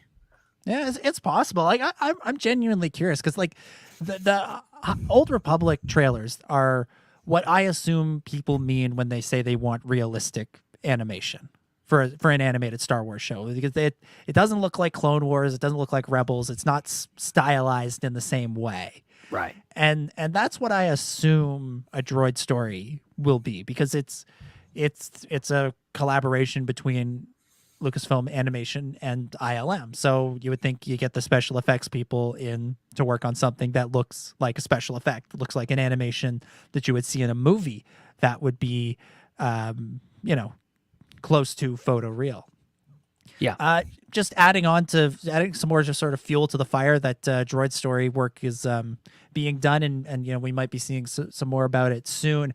Anthony Daniels actually was interviewed by Jedi News a couple weeks back. He was at like a Lego store event in London, England, and they asked him, what are you up to? What are you doing? And he says this: here's a first, motion capture. I did it the other day for the first time. My lips are sealed, but being able to play C-3PO wearing a gray suit with dots on it. Again, one that looks a lot like this, I assume. Yeah. And to look at a screen a millisecond later and he's doing what I'm doing. I was like a child with my first Lego box. Wow, this is cool. It's amazing that you could possibly, it's more amazing than you could possibly imagine. When you raise your hand and he raises his hand an nth of a second later. I think it was rather embarrassing in the studio because I kept stopping. Liking myself and admiring what I was doing, which is about the most Anthony Daniels thing of all time. Oh yeah. So anyway, Yeah, so Droid Story is one of those ones. There's so much going on. We got Kenobi, we got Ahsoka, we got Andor, we got Mando, we got Bad Batch. We talked about all of those things, and it's just sort of quietly been there the whole time. It was announced. It's a real thing as far as we can tell, and it looks like there are some clues that are out there that maybe this thing might be coming sooner than we think. Yeah, and we already know one of them's probably been canceled. One of the things. Please, can we get most of the things you announced back in that event? Most of them, please. Let's see what they announced. They announced Rangers of the New Republic. Okay, right, gone. They announced Ahsoka. That seems like it's about going into production. So 50. Don't jinx it. Don't jinx it. 50, if it's not in production, if it's not on Disney Plus, you can still jinx it. We can still ruin it for ourselves. Okay. Do we count Andor as part of that? Was it announced at that? It was announced before that, but they showed the sizzle at that event. Yeah. Okay. Yeah, I guess it counts. We'll count that. Okay. So 2 for 3. 2 for 3. That's good. Acolyte. I mean, that seems to be okay for now. They've got their lead actor, it seems. We've covered that story a little while ago, a couple of weeks back on the show. What else? With Lando? Yeah. Who knows? Again, we haven't heard anything about it, so who nothing. knows? Yeah, nothing. Visions has actually come out. We've seen Visions. There we go. That's another one. It happens. That's another one. Season 2, please. Yeah. Bad Batch was announced before that, but we saw a trailer there, and that's getting a second season. So, okay, that's good. Book of Boba wasn't part of that announcement technically, but it kind of was. I'm willing to sort of lump it in there. So that's good. That kind of confirmation that, like, okay, this is a series. Like Book of Boba Fett was like at the end of Mandalorian. We're like, what is this?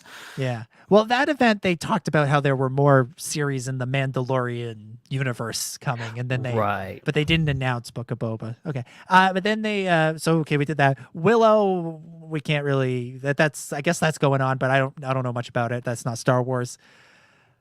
Children of Bone, or something like that. The non-Star Wars Children of Blood and Bone. Blood and Bone, yeah. Is the name of the thing. So that was something they were adapting, and they've since lost the rights to. Which is so how many is that? Classic Lucasfilm. Just all right. We've given up on that. And then Rogue Squadron, which. Who knows at this point? Like at one point it sounded like it was off, and then for a minute it sounded like it was back on again, but we haven't heard anything about it. So yeah, who knows? Who knows what's going on? It's mainly been it was like 75-80%. Yeah, 75-80%. So, that should be good, but just given their track record. The next time, like celebration after celebration, we're all gonna take bets. Like, okay, which of these things is gonna get canceled? Which things is gonna go on the shelf?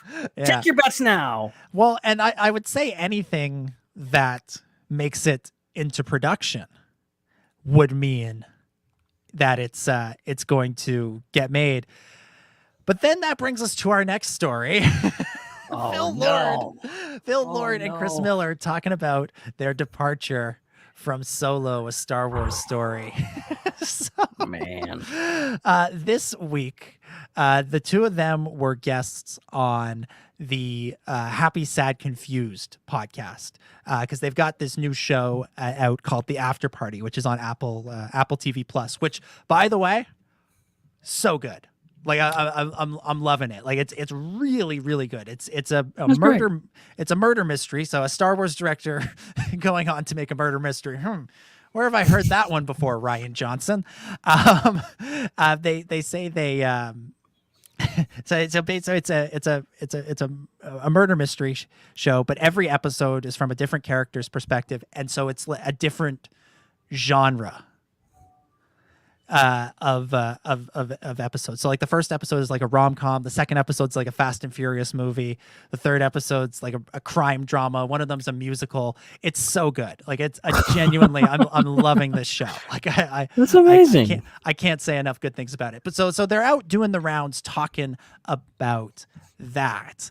And of course that means that Solo is going to come up, and they were guests, as I said, on the Happy Sad Confused podcast, and they talked a little bit about it. Here's what they said. Of course, there's also a section on there, and you guys are too nice for me to like really dig in here, but there's a big section on Solo, of course, on the unrealized projects. Sure. You barely talked about it over the years, and I get it. I understand why. Do you talk to your therapist about what went down? Who has heard the stories of Solo? Gosh, I'm in my mom's office. She's a therapist, so I did talk to her a little bit. Those things are, we've always wanted to, make projects that are, like Han, a Maverick, and so, that's what we were always trying to do. That's what we were hoping to do with those movies. What's funny about Star Wars is it's an independent film. Made outside the Hollywood system, and Han is the spirit of that kind of independence, and that's why we were always inspired to work on that with everybody. And the good news is, they can't take away what you learned. We learned so much. We got to work with the greatest people. We made so many friends. We put what in animation we call pencil miles, under our belts, and it made us better filmmakers in the long run. So in a funny way, there's obviously there were some negative emotions associated with that, but the way I feel about it now is just like I feel about all these projects, which is you're just trying to become better and learn and collaborate with people, and that doesn't go away. Has it colored your love of Star Wars at all? Like, are you able to watch all these series and not have the baggage of? It certainly is colored.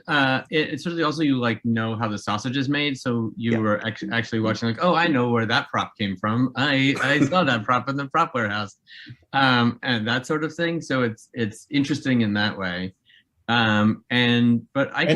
also watching some of the things we came up with on Solo sort of trickle in to the rest of the canon. Right. A lot of these like aliens and robots. Five Eyes. Yeah. Well, there's rumor at this point. Six eyes, eyes that go like this. Each one is independently moving, piece of amazing armature is pretty fun. And it's very easy to root for Rian Johnson, for example, just having spent a lot of time with him and watching his movie come together. Right. It was really easy to root for Gareth, having sort of been on the ground watching him put that together. And on, all through the ILM group, there's a lot of great craftspeople that we love rooting for, and the Creature Shop people that are amazing. Yeah. So, that's my access point. Is it true? Okay, the one last thing just on casting. You guys have done such amazing casting over the years. Is it true you almost convinced Christian Bale to be in a Star Wars movie? Did you come close on that? I'm not sure about almost. I can't confirm it was discussed. Okay. Did he was interested, but it just didn't come together in the end? I actually don't know. Okay. I can muse. I'd like to see him one day do something in there. Interesting. Almost Christian Bale almost getting the getting the call for Star Wars. Okay, who's Christian Bale playing in Solo? That's what I'm curious about. Beckett. Okay. All right. Beckett, yeah. I prefer Woody Harrelson, but I could take him. Yeah, well, I remember when this was rumored back in the day that Christian Bale was up for the mentor role. That ultimately. I remember that. Yeah. Yeah, ultimately went to Woody Harrelson, and at the time I was more pulling for Bale, but ultimately I can't complain with what Woody brought to the character. I quite like his portrayal, but it's fascinating what those guys have to say. I want to know the full story of what went down there, and it's a shame. I don't know if we ever will, but there's clearly something happened, because these two, before Solo and after Solo, it's just been like success after success after success. Like it's hard to look at their IMDb and find stuff that isn't a big hit. And like the things that they there are some things, I guess, where they were executive producers on, but the things that they wrote or directed, like they're either hits or at the very least they're beloved things. So I can't I can't imagine that. It's weird that it's just weird to me. It's weird to me that they would be the ones to get the boot. Like, when Josh Trank left, could I understand that?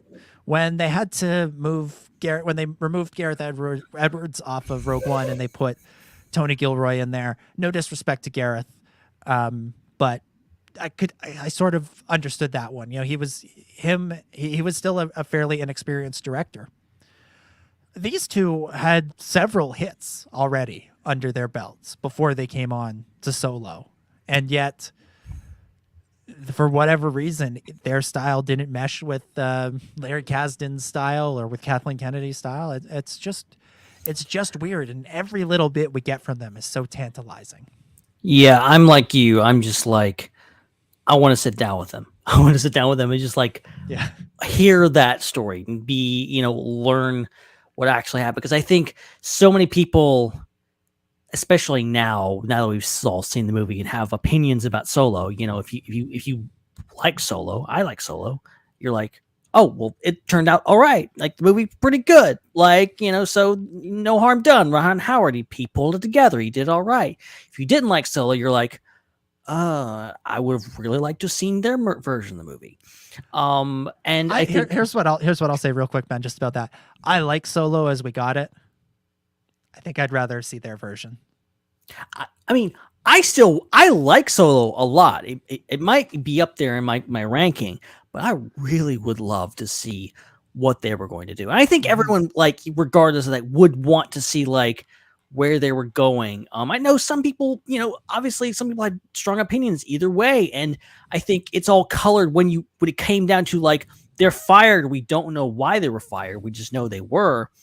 Everyone has kind of opinions of like, well, good, because I didn't want them making a, whatever else. And you had all those rumors about, like Alden was doing like Jim Carrey stuff, like, and all that stuff. And I'm like, it depends on what you believe. I want to know the truth. Like, I want to know like what actually happened. What was it? What was it? Was it not meshing with the Kasdans? Was it Larry Kasdan just going crazy?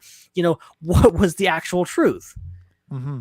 Well, and like the thing about Alden doing like Jim Carrey stuff, go and watch some Harrison Ford scenes with as Han Solo, like in Return of the Jedi, when he's talking to 3PO and getting him to translate for the Ewoks. He's like, well, why don't you tell them that? Like, it's one of those things that kind of sounds bad, but it's not actually that bad. I don't think it's actually as bad as it sounds when you think about it. But like look at these credits that these guys have. Like Cloudy with a Chance of Meatballs, solid animated family fun. 21 Jump Street, a lot of fun, not family fun. Lego Movie, beloved across the board. 22 Jump Street, also a lot of fun. Into the Spider-Verse, come on, yeah, come seriously. On. And then now and again, like I was saying, the show that they're doing, the After Party, is just terrific. Like I can't imagine I won't say I can't, but it's hard for me to imagine that the situation was so bad on Solo that they had to be replaced.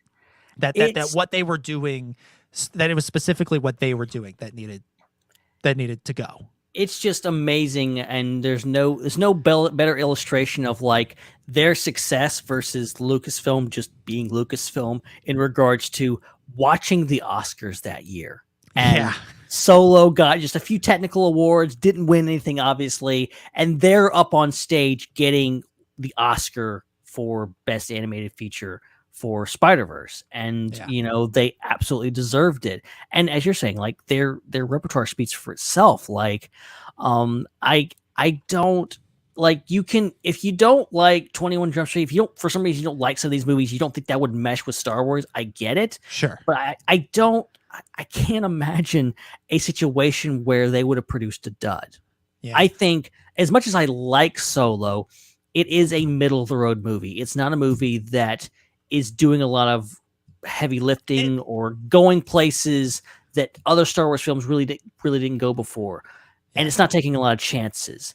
I think their movie, I think would have gone the extra mile, and it would have been something different. It may have, alienated more people. It may have been more controversial because it did new things, but I think it sounds to me, again, I don't know the truth. I want to know the truth. Is like, it sounds like they really want to do something special, and Solo is less special. Even though special to me, I like the movie. It's less special than it could have been. Yeah. The way I describe Solo is that if it were the first of the new Star Wars movies, it would be amazing. We would think about it the way we think about The Force Awakens. It was the fourth. And by that point, I think you needed to be doing stuff that was a little bit more different. And they had been getting a little bit further along. They've been pushing what Star Wars was and what it could be with Rogue One and then Last Jedi. And then it was like with Solo, there was this massive course correct to just a middle of the road, solid, very entertaining, very enjoyable Star Wars movie. I don't mean to hate on the Solo movie that we got, but it felt like something special could have been done. And like I was saying with After Party, like every episode's a different genre. These guys know how to work in different genres. Wow. So I'm gonna have to watch that myself. Yeah, it's good. Also, just I have to, like, one of them said, "Oh yeah, we were involved in those movies." Plural. Yeah. Movies. I'm like, oh my goodness! Like they were, they obviously were already in on that. They were in it for the long haul to do that trilogy that we've been hearing about for years. Yeah, I wonder. There's two things that I wonder most about Solo if they could have changed their fate. Changed its fate. One, Lord and Miller, obviously. Right. The other is if it had been released in December, how would we be talking about it? And if those two things had happened, if we could have gotten a Lord and Miller Solo movie that came out in December, I don't want to romanticize the idea too much and say, oh, it would have saved everything. It is very interesting that we had like this nexus of bad ideas that happened with Solo. It's got to come out in May, and we got to push out 2 movies per year, and also we've got to fire some directors that we aren't seeing eye to eye with. And it just, now we're sitting here without a Star Wars movie for the last 2 years, and that is because of Solo. That is because they pushed it too far and made some boo-boos. And now they have to live with it, and they've taken a step back, which good for them. I'm glad they do it. We're getting some great stuff on TV, and I'm happy about it. And I think where Lucasfilm's going now, I think is good, but that's a stain on the record. Really is. Phil Lord, Chris Miller, I feel bad for them still. Like I'm like, I want to see your Star Wars. I feel bad that you had such a bad experience. And yeah, again, Phil, Chris, call us anytime you're ready. He doesn't have to be on the record. You can, Yeah, we'll do it on deep background. That's fine. What I wonder is what would it take? Is it even possible to get them to come back and try again with Star Wars? Yeah. Do you need a complete regime change? Like, the rumor is, the report is that they didn't get along with the Kasdans. Well, Larry Kasdan seems to have moved on. I don't know what John Kasdan is doing. I thought he was working on Willow at one point, but it doesn't seem like he's doing Star Wars these days. But, Kathy Kennedy is still there. A lot of the upper brass there are at Lucasfilm are still there. Iger's out for whatever that's worth. I wonder, but I sometimes imagine a world where in Star Wars, in addition to the interesting Mandalorian TV stuff that we're getting, we're also getting the Solo trilogy from Phil Lord and Chris Miller and the Rian Johnson trilogy of Star Wars films. And, again, I don't want to romanticize it too much, but that sounds borderline utopian. Right. I want to live in that timeline, like seriously.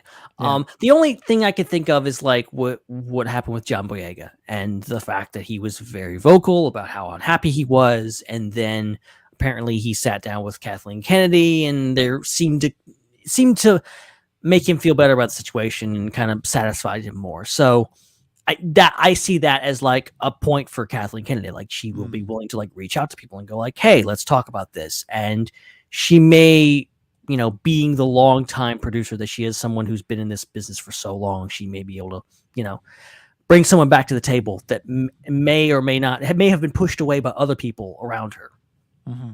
Well, and they did have lots of nice things to say about like the creature shop and the production house, and so like there's there are some people there that would they probably wouldn't say no to working with again. But it was Bob and social media that they really had a problem with. That's what really was the kicker. Bob. Jeez. All right. So that's what we got from old Phil Lord and Chris Miller. Someday there will be a tell-all book about Solo. When is Star your Wars NDA story. up, guys? Come on. When will that happen?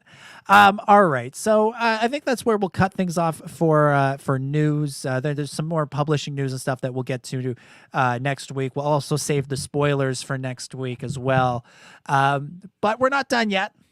We still have to talk to the team from Hasbro about what they're doing with Star Wars. So I'll set this up. This is an interview. This is a group interview that I was part of with Patrick Schneider and Emily Cantaloupe from Hasbro. They're members of the Hasbro Star Wars team. Patrick is on kind of the marketing side. He's kind of head of the marketing side, and Emily is on the designing side. And you'll hear me asking questions, and you'll hear from a bunch of people from other fan sites. So Jake from Forlom to Zuckus, Arnie of Star Wars Action News, Victoria's Cantina, Tim of Bosk's Bounty, and Ascanio of Star Wars Addicted.it. That's right. This is a truly international interview because we got someone from Italy in there as well.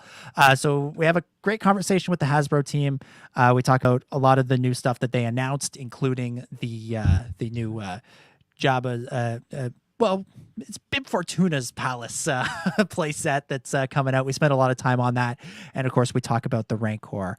I want to say, just sort of before you know what, I have some more to say about it, but I'll say a little bit I'll save that for afterwards, and we can talk a little bit about what they say in this. But for now, sit back, relax, and enjoy some Star Wars collecting chat with the folks from Hasbro Star Wars.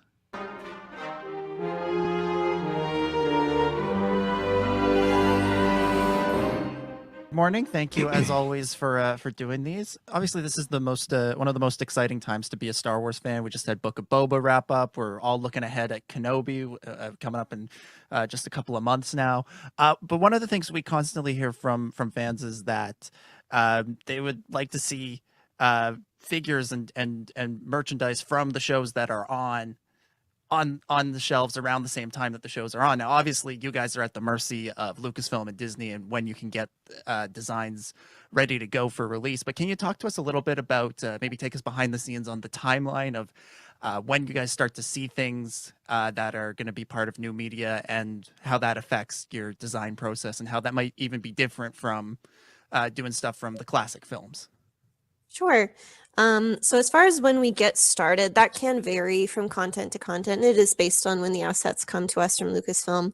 I will say that when we get a batch of assets from Lucasfilm, it's like Christmas, and our whole team will sort of gather around and just like parse through it and discuss, and that's a really fun day when we get to dig through it all.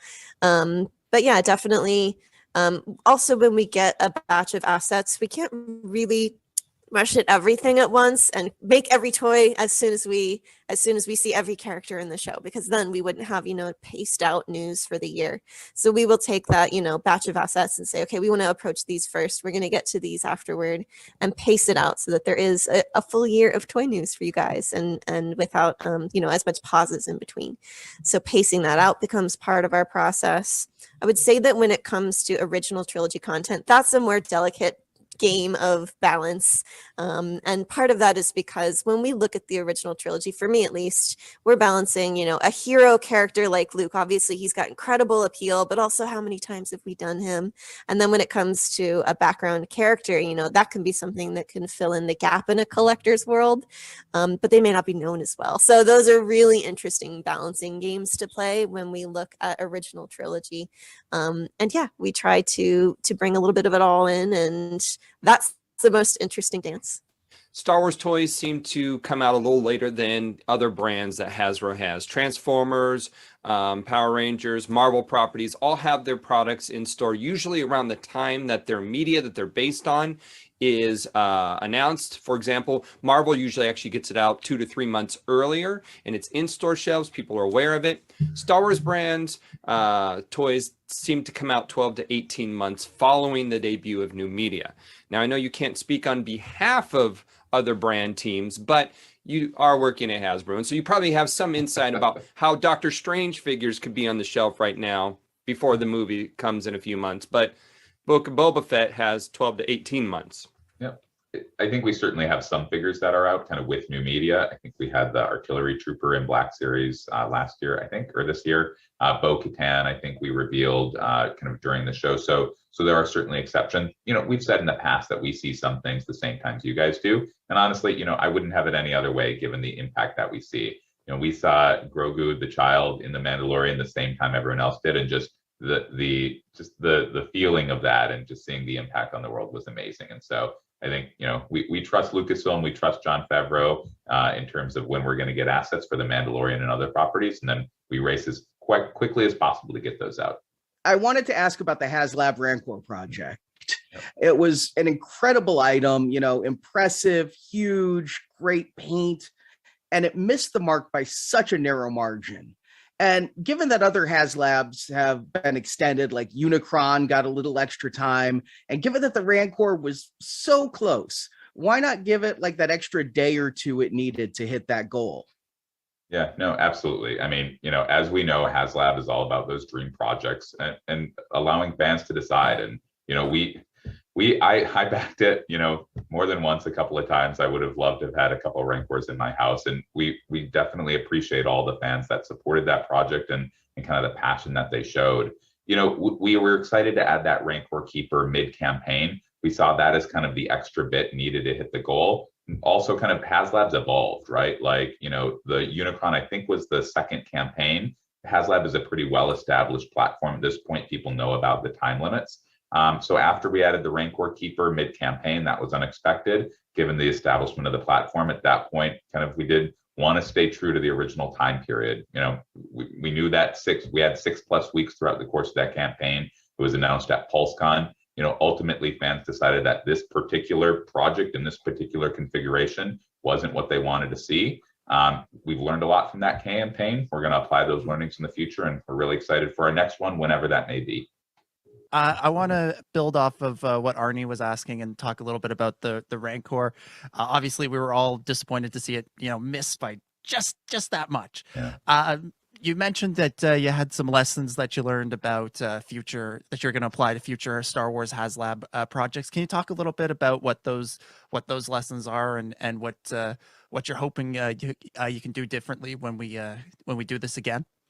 Yeah, I don't think I can dive into the details there, but, you know, certainly, again, you know, as I said, this particular project, this particular configuration, fans decided that they didn't want to see. And so we've been kind of diving into what those things may have been. We also know kind of there's a lot of things that might have worked about the project. And so, as we always do, you know, it's helpful conversations like these. You know, we are active online and reading comments there. And so I think we're trying to discern kind of, you know, what specifically about the project was it that made it not work, and not just assuming that, you know, anything about it could have led to that. So I think that goes into the conversations. It's not just like, well, you know, this was Black Series or this was that or that. It's trying to dive into what specifically about the project led to the reaction that we got. The new Jabba's Palace / Book of Boba Fett playset looks like the kind of things collectors' dreams are absolutely made of. If this format is successful, and I believe that it will be, will you consider adapting it to other fan favorite scenes, such as the Mos Eisley Cantina or the Death Star Throne Room? Thanks so much. Yeah, this was a dream project to work on. And by the way, I really like your live stream. But yeah, this was a fun project for us. It's one that we're definitely going to be tuned in to watch the response that fans give this project and see if this is really a platform and a format for sale of a mid to high priced item that works out for us. And I think we're testing the waters with this. And if we see that work out, I think this could definitely open some doors for more type of world building type items like this to come, you know, potentially as Pulse exclusives or to formats like this in the future. And, you know, you mentioned Mos Eisley and the Death Star. I think that's definitely locations that get tossed around in brainstorming, of course, and some of the ones that we're often thinking about. Nothing can be announced, of course, but this is all open doors and fun new opportunities. So we're excited. Regarding that set, it was announced that the Bib Fortuna was a deluxe carded figure. Does that mean that the deluxe is going to be the size of like the Maldo Kreese Mandalorian, or is it going to be a standard size card, and the deluxe factor is that it's an all newly tooled figure and it's soft goods and what have you? Yeah, thank you for reaching out for detail on this. I will say that as far as the packaging, just to be fully transparent, this is something our team is still evaluating.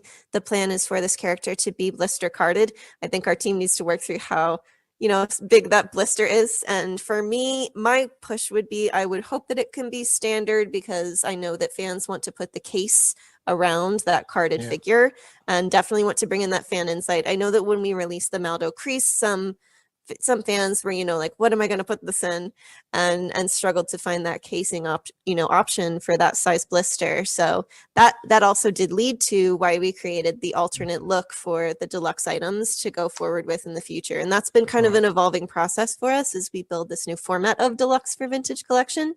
But again, back to Bib Fortuna, still evaluating. We're not sure if we can keep it standard. We need to work a little bit with our packaging team in the final model. I think I'm just going to join in on everybody saying cool things about the Palace playset, because that thing is awesome. It's really cool. And one of the parts of the live stream I really enjoyed was when you guys were talking about the just insane number of accessories that come with it. Can you talk us through some of your favorites that you included in that set? Certainly. This is such a fun question. So we just poured attention into the detail of the accessories of this set. We actually took all of the incredible reference that we received from Lucasfilm, and we just zoomed and put all of that in a grid and said, okay, which accessories are we going to make? And I talked a little bit on the live stream about, you know, some of my big favorites are, of course, the droid head on the platter. Again, it's just such a warning right out there to all droids coming up in this palace. I love, again, the coin pouch piece, because I can just see your figures, like trading it back and forth, trading hands, making deals, you know, getting bounties. So some of that brings some really fun figure play. As well, you know, a piece that I didn't talk about so much, is kind of cool just as far as the detail of it, is like to the right of the throne, there's this little platter that has all this fruit in it. And I was like, is this space dates? Like, what are these little fruits in this little like stand? Some of those little pieces are just so fun and detailed and little. And I think as well, if you checked out I'll just end with, if you checked out our online photography of the set with the interchangeable meats that you can put on the grill spit, you may catch a little Mandalorian Easter egg. So those were all really fun bits, and I just hope you guys dig in and discover it all. So yeah, we were talking about Jabba's palace and all these nice details. I wanted to ask specifically, we will see a further expansion of the mentioned room, and maybe perhaps an enlargement of the area dedicated to the Rancor's pit. We will see something more about it. Yeah, so it's interesting. We didn't actually spend a ton of time down in the Rancor pit room. We just had kind of one scene this season. But I think what's going to be impactful for us is to continue to watch and see what Lucasfilm does with these locations, and where they put the most action and where they bring the most figures together is always going to be what appeals to me for playset building. But I would say that probably there's a lot of opportunity for Tatooine in general. You've seen us return to this palace from our first release of the Jabba's Palace set, now into this, you know, new throne room set. And I think that honestly, there's a lot of opportunity in Tatooine to think about for the future. Emily, fantastic job on the Boba Fett palace. Now, this is an amazing set. It comes with a little higher price tag because of all the pieces to it. Was this at one point designed or thought to be the next vintage collection HasLab? And if not, why? Yeah, no, it was always intended to be a pure Pulse exclusive. And I think it's kind of due to the lower price point, and accordingly, the lower resources needed. And I will just say, I think we were excited to explore this area, like between, the brick and mortar items and then kind of the dream HasLab items. We thought there was an opportunity for this other way, and hopefully that'll be the case. Yeah, the Jabba's Palace, as great as it is, I do know I saw some sticker shock among the collector community. And, just across the board, the cost of figures has increased, not just in the Star Wars line, but in every line. And lately, I've heard more and more people saying they're starting to feel a little priced out of being a Star Wars collector. So I was curious what your response is to those fans and what your team is doing to keep Star Wars toy collecting a hobby everyone can afford. Yeah, I'll try to keep this quick. It's a tough question, but it's a good question. Like most other companies, we've seen those significant increases in material and freight costs. So we've had to take those actions to offset those costs and in those price increases. We're doing everything we can to continue delivering those quality products for that affordable price. And we haven't been willing to compromise on the quality of the products. We think that's the most important thing. We're still proud of that, and we're going to continue doing that. And yeah, hope for the best. Going to the Black Series archive line, you guys made a couple of cool announcements there with Lando and 3PO and Dengar and old Sheev Palpatine coming back as he so often does. Can you talk a little bit about what goes into selecting figures for the Black Series archive line? How do you weigh things like wanting to update the figure, the fan desire for that character to come back, and the time since it was first on the shelf? Yeah, I think it's a mix of all those things. It's an art rather than a science. I think the final piece is, again, kind of when this line was launched, it was launched with the goal of getting kind of these main characters out there that hadn't been there. That fans who are newer to the hobby hadn't gotten. So I think kind of prominence for the character and appeal to a newer fan as the final piece of the puzzle. But yeah, everything you mentioned, key updates to the figure, the existing fan desire and the time are all certainly important components. All right, so fans are excited to see Hasbro's dedication to the Mandalorian and the Book of Boba Fett as we continue to see with yesterday's reveals. With further Disney Plus content on the horizon, it seems that it may be hard to catch collectors up on some of the ones that are still trying to get Kira and her Kessel outfit, Baze Malbus, the main cast from The Rise of Skywalker, most of them, for example.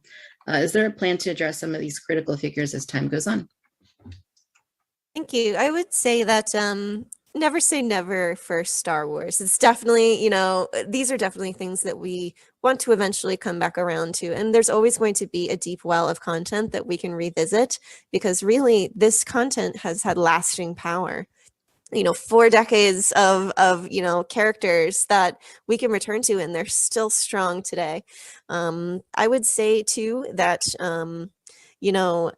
as far as coming back to very specific characters, can't make any promises today, but they're not forgotten, and there's certainly potential in the future. I would say that you have quite a champion for Baze Malbus on the team with Patrick over here, and one that we keep pinging in our brainstorms. So hopes for the future for many of them. Hasbro's company initiative to remove plastic from its packaging has a target date of the end of 2022. We've already seen this done with the new TVC Troop Builder 4-packs. How will this affect the TVC basic carded figures, where the vintage style packaging is one of the key selling points? No, it's a good question. Hasbro made this pledge, I think, 3 years ago. And I will just say, I think I and a lot of people within the company, most people are really proud and happy to work for a company that at a high level has that kind of vision and cares about kind of the world and things kind of beyond our walls. So I will just say that it made me excited when Hasbro said that. And obviously we're working through the details, but that kind of vision and that commitment was really exciting to see. You mentioned the Troop Builder 4-packs. We would have done that in that packaging regardless of any pledge, just because that was the way that it made sense for those Troop Builder items, since those weren't about the packaging. We are exploring those details, what it means across the line. I don't have any updates to share at this point, but we do look forward to sharing more info down the line. And certainly, as you mentioned, that end of 2022 is coming up fast, and we will certainly share something before then. So looking ahead at the rest of this year, it's looking like 2022 is going to be the year that we can finally get the convention circuit back on track after having a year or two off in there, starting with Celebration coming up in May. I'm just sort of wondering, are you guys planning on getting back out there for more conventions, and how you're going to balance that with the success you've seen with the live streams? Are the live streams going to go away? Are we just going to kind of go back to how things were? Are we going to stick with the live streams? Is there a balance in there? What are you guys looking ahead at for 2022? And maybe are we going to see you at Celebration in May? Yeah, I can't comment on any specific plans, but everyone on the team is so excited to get back to conventions when it's safe to do so, whenever that time might be. We love kind of interacting and chatting with folks, and we know that that's a valued way to get feedback to us. Either way, we definitely plan to continue live streams. We've loved that platform to reach a broader audience, and so those will definitely continue. Cool. Thank you for everything this morning. Absolutely. Thank you.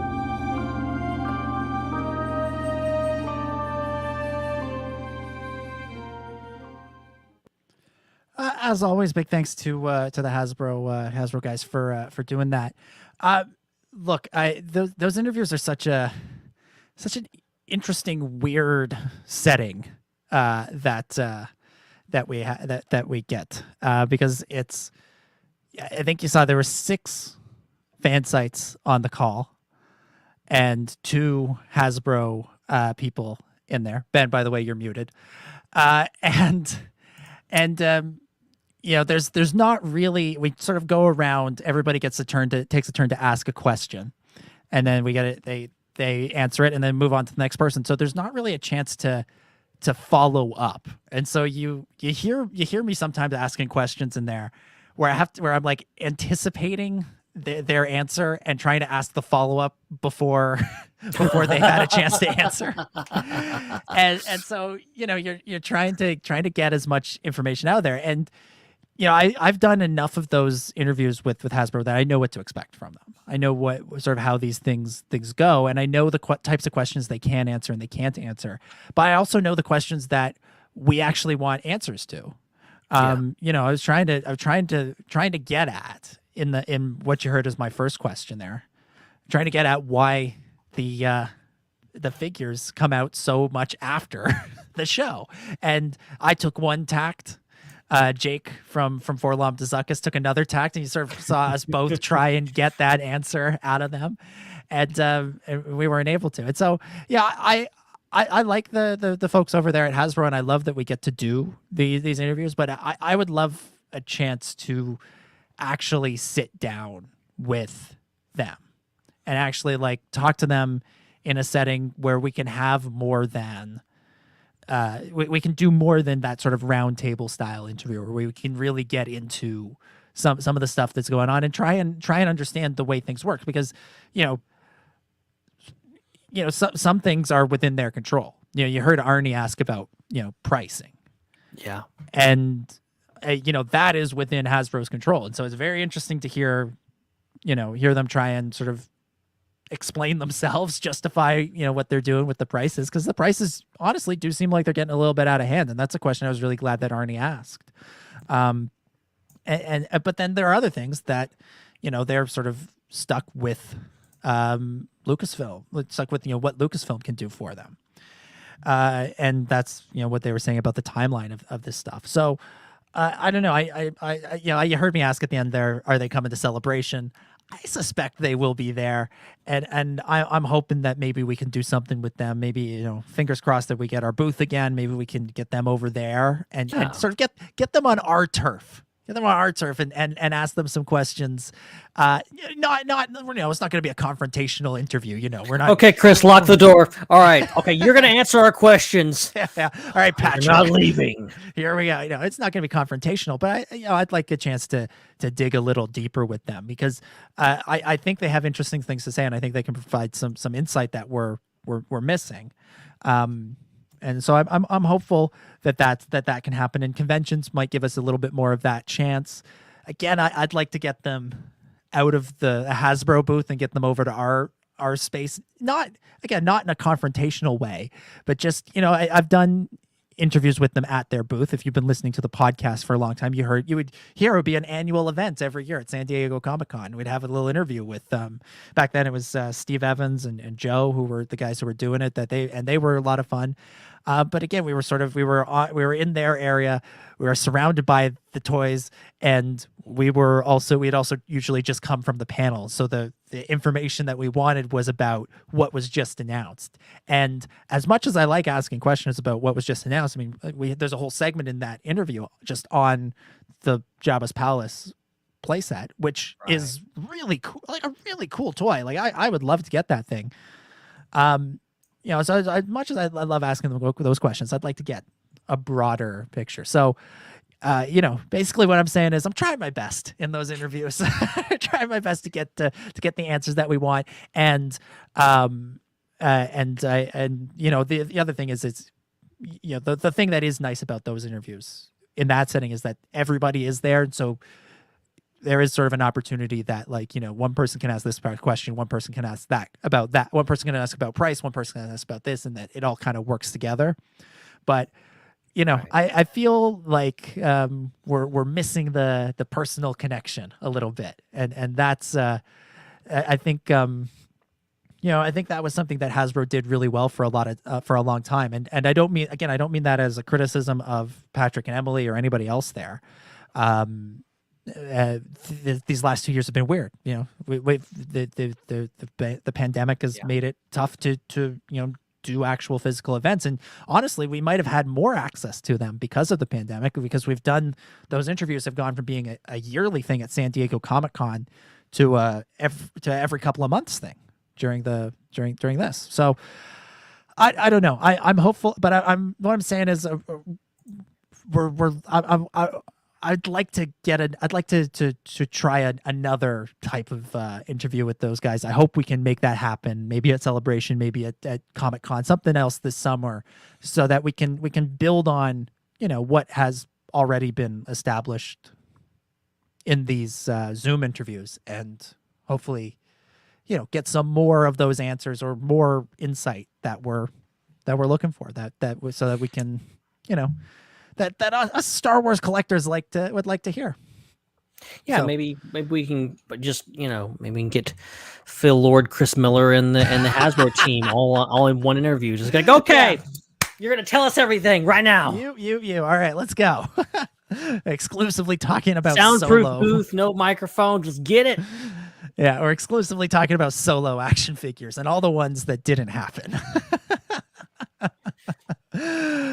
All right. Well, that's about gonna do it. I think that's where we'll begin to we wrap covered a things lot. up. We covered a lot. Covered a lot of ground this week. Again, we want to remind everybody that next week, barring a trailer, we will be getting to your You want a listener Kenobi feedback. trailer? You want your feedback read out on the show? Okay, that's your choices. Yeah, that's what you got. So if you want to send in stuff for next week, swunderworld@gmail.com. And I'll shout out Jeff, Joel, Tony, Nate, Michael, Jesse, and Hugh have already gotten in messages. So if you want to join them, send in swunderworld@gmail.com. Can be about Book of Boba, can be about Hasbro, can be about Solo, Grammar Rodeo, whatever's on your mind Star Wars wise. Send it in, and we'll read it out. If not next week, then the week after, or whatever the next week is that doesn't have a trailer. Again, we'll remind you you can to support us if you want. You can support us on Patreon at patreon.com/theswu for as little as $1 a month. Again, patreon.com/theswu. You get access to our weekly pre-show and more if you want. It's all there. Patreon.com/theswu. Make sure you check out the other Star Wars podcasts that Culture Slate has, like the Star Wars Culture podcast and the Ion Canon podcast, which I was a special guest on this past week. And if you enjoy the show, again, make sure you subscribe, review, all that good stuff on Apple Podcasts, Google Play, and of course YouTube as well. I guess you can't really review on YouTube, but you can leave comments. You could like and subscribe and all that stuff. Like, subscribe, tell all your friends. This, all that not stuff. this, not this. Yeah. Well, we can't see the thumbs down anymore, or people can't see, because you see the number, you see how many people like something, but you can't see the number of thumbs down anymore. Yeah. You notice that? It's Yeah. weird. It's Interesting. Yeah. Ben, thank you as always for doing this. Oh yeah, this was a pleasure as always. Lot of stuff to cover. I love the diversity in topics. Usually it's just like we talk about one thing for 2 hours and then we squeeze in something in the end. And I think obviously we're going to have more of those coming up in the next few months, but it's nice to have just kind of a more normal news-based episode, and like I said, there's a lot of stuff happening, and a lot more stuff to come because we didn't even get to it all tonight. So yeah, it's gonna be a very exciting. I think the worst part, if there is a worst part of this show for the next like year, is going to be like strategizing and figuring out what we can talk about and what we have to cut, because we literally don't have time to talk about every single thing that comes up. So yeah, it's going to be an adventure, guys. Continue to tune in and ride along with us. Yes, ride along with us. As a wise man once said, Ben, we got so much Star Wars news, it's running out the gazoo.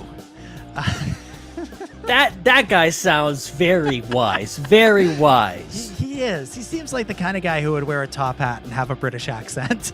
I can't reach it. We're not going to get an appearance from Sir Benjamin. Maybe it'll show. Maybe I'll actually put it like within arm's reach. Maybe it'll show up again.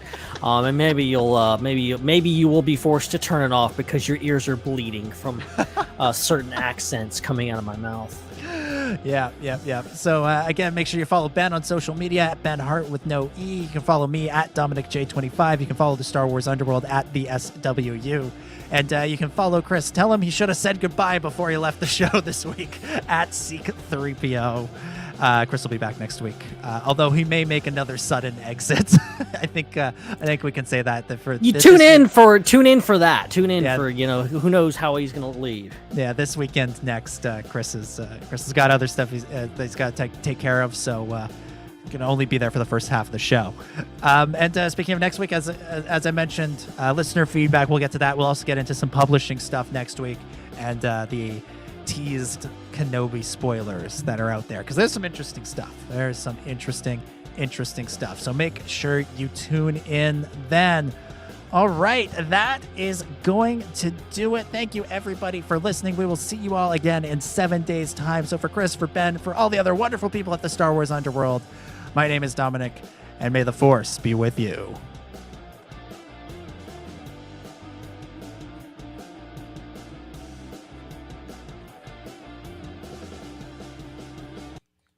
It's a wrap.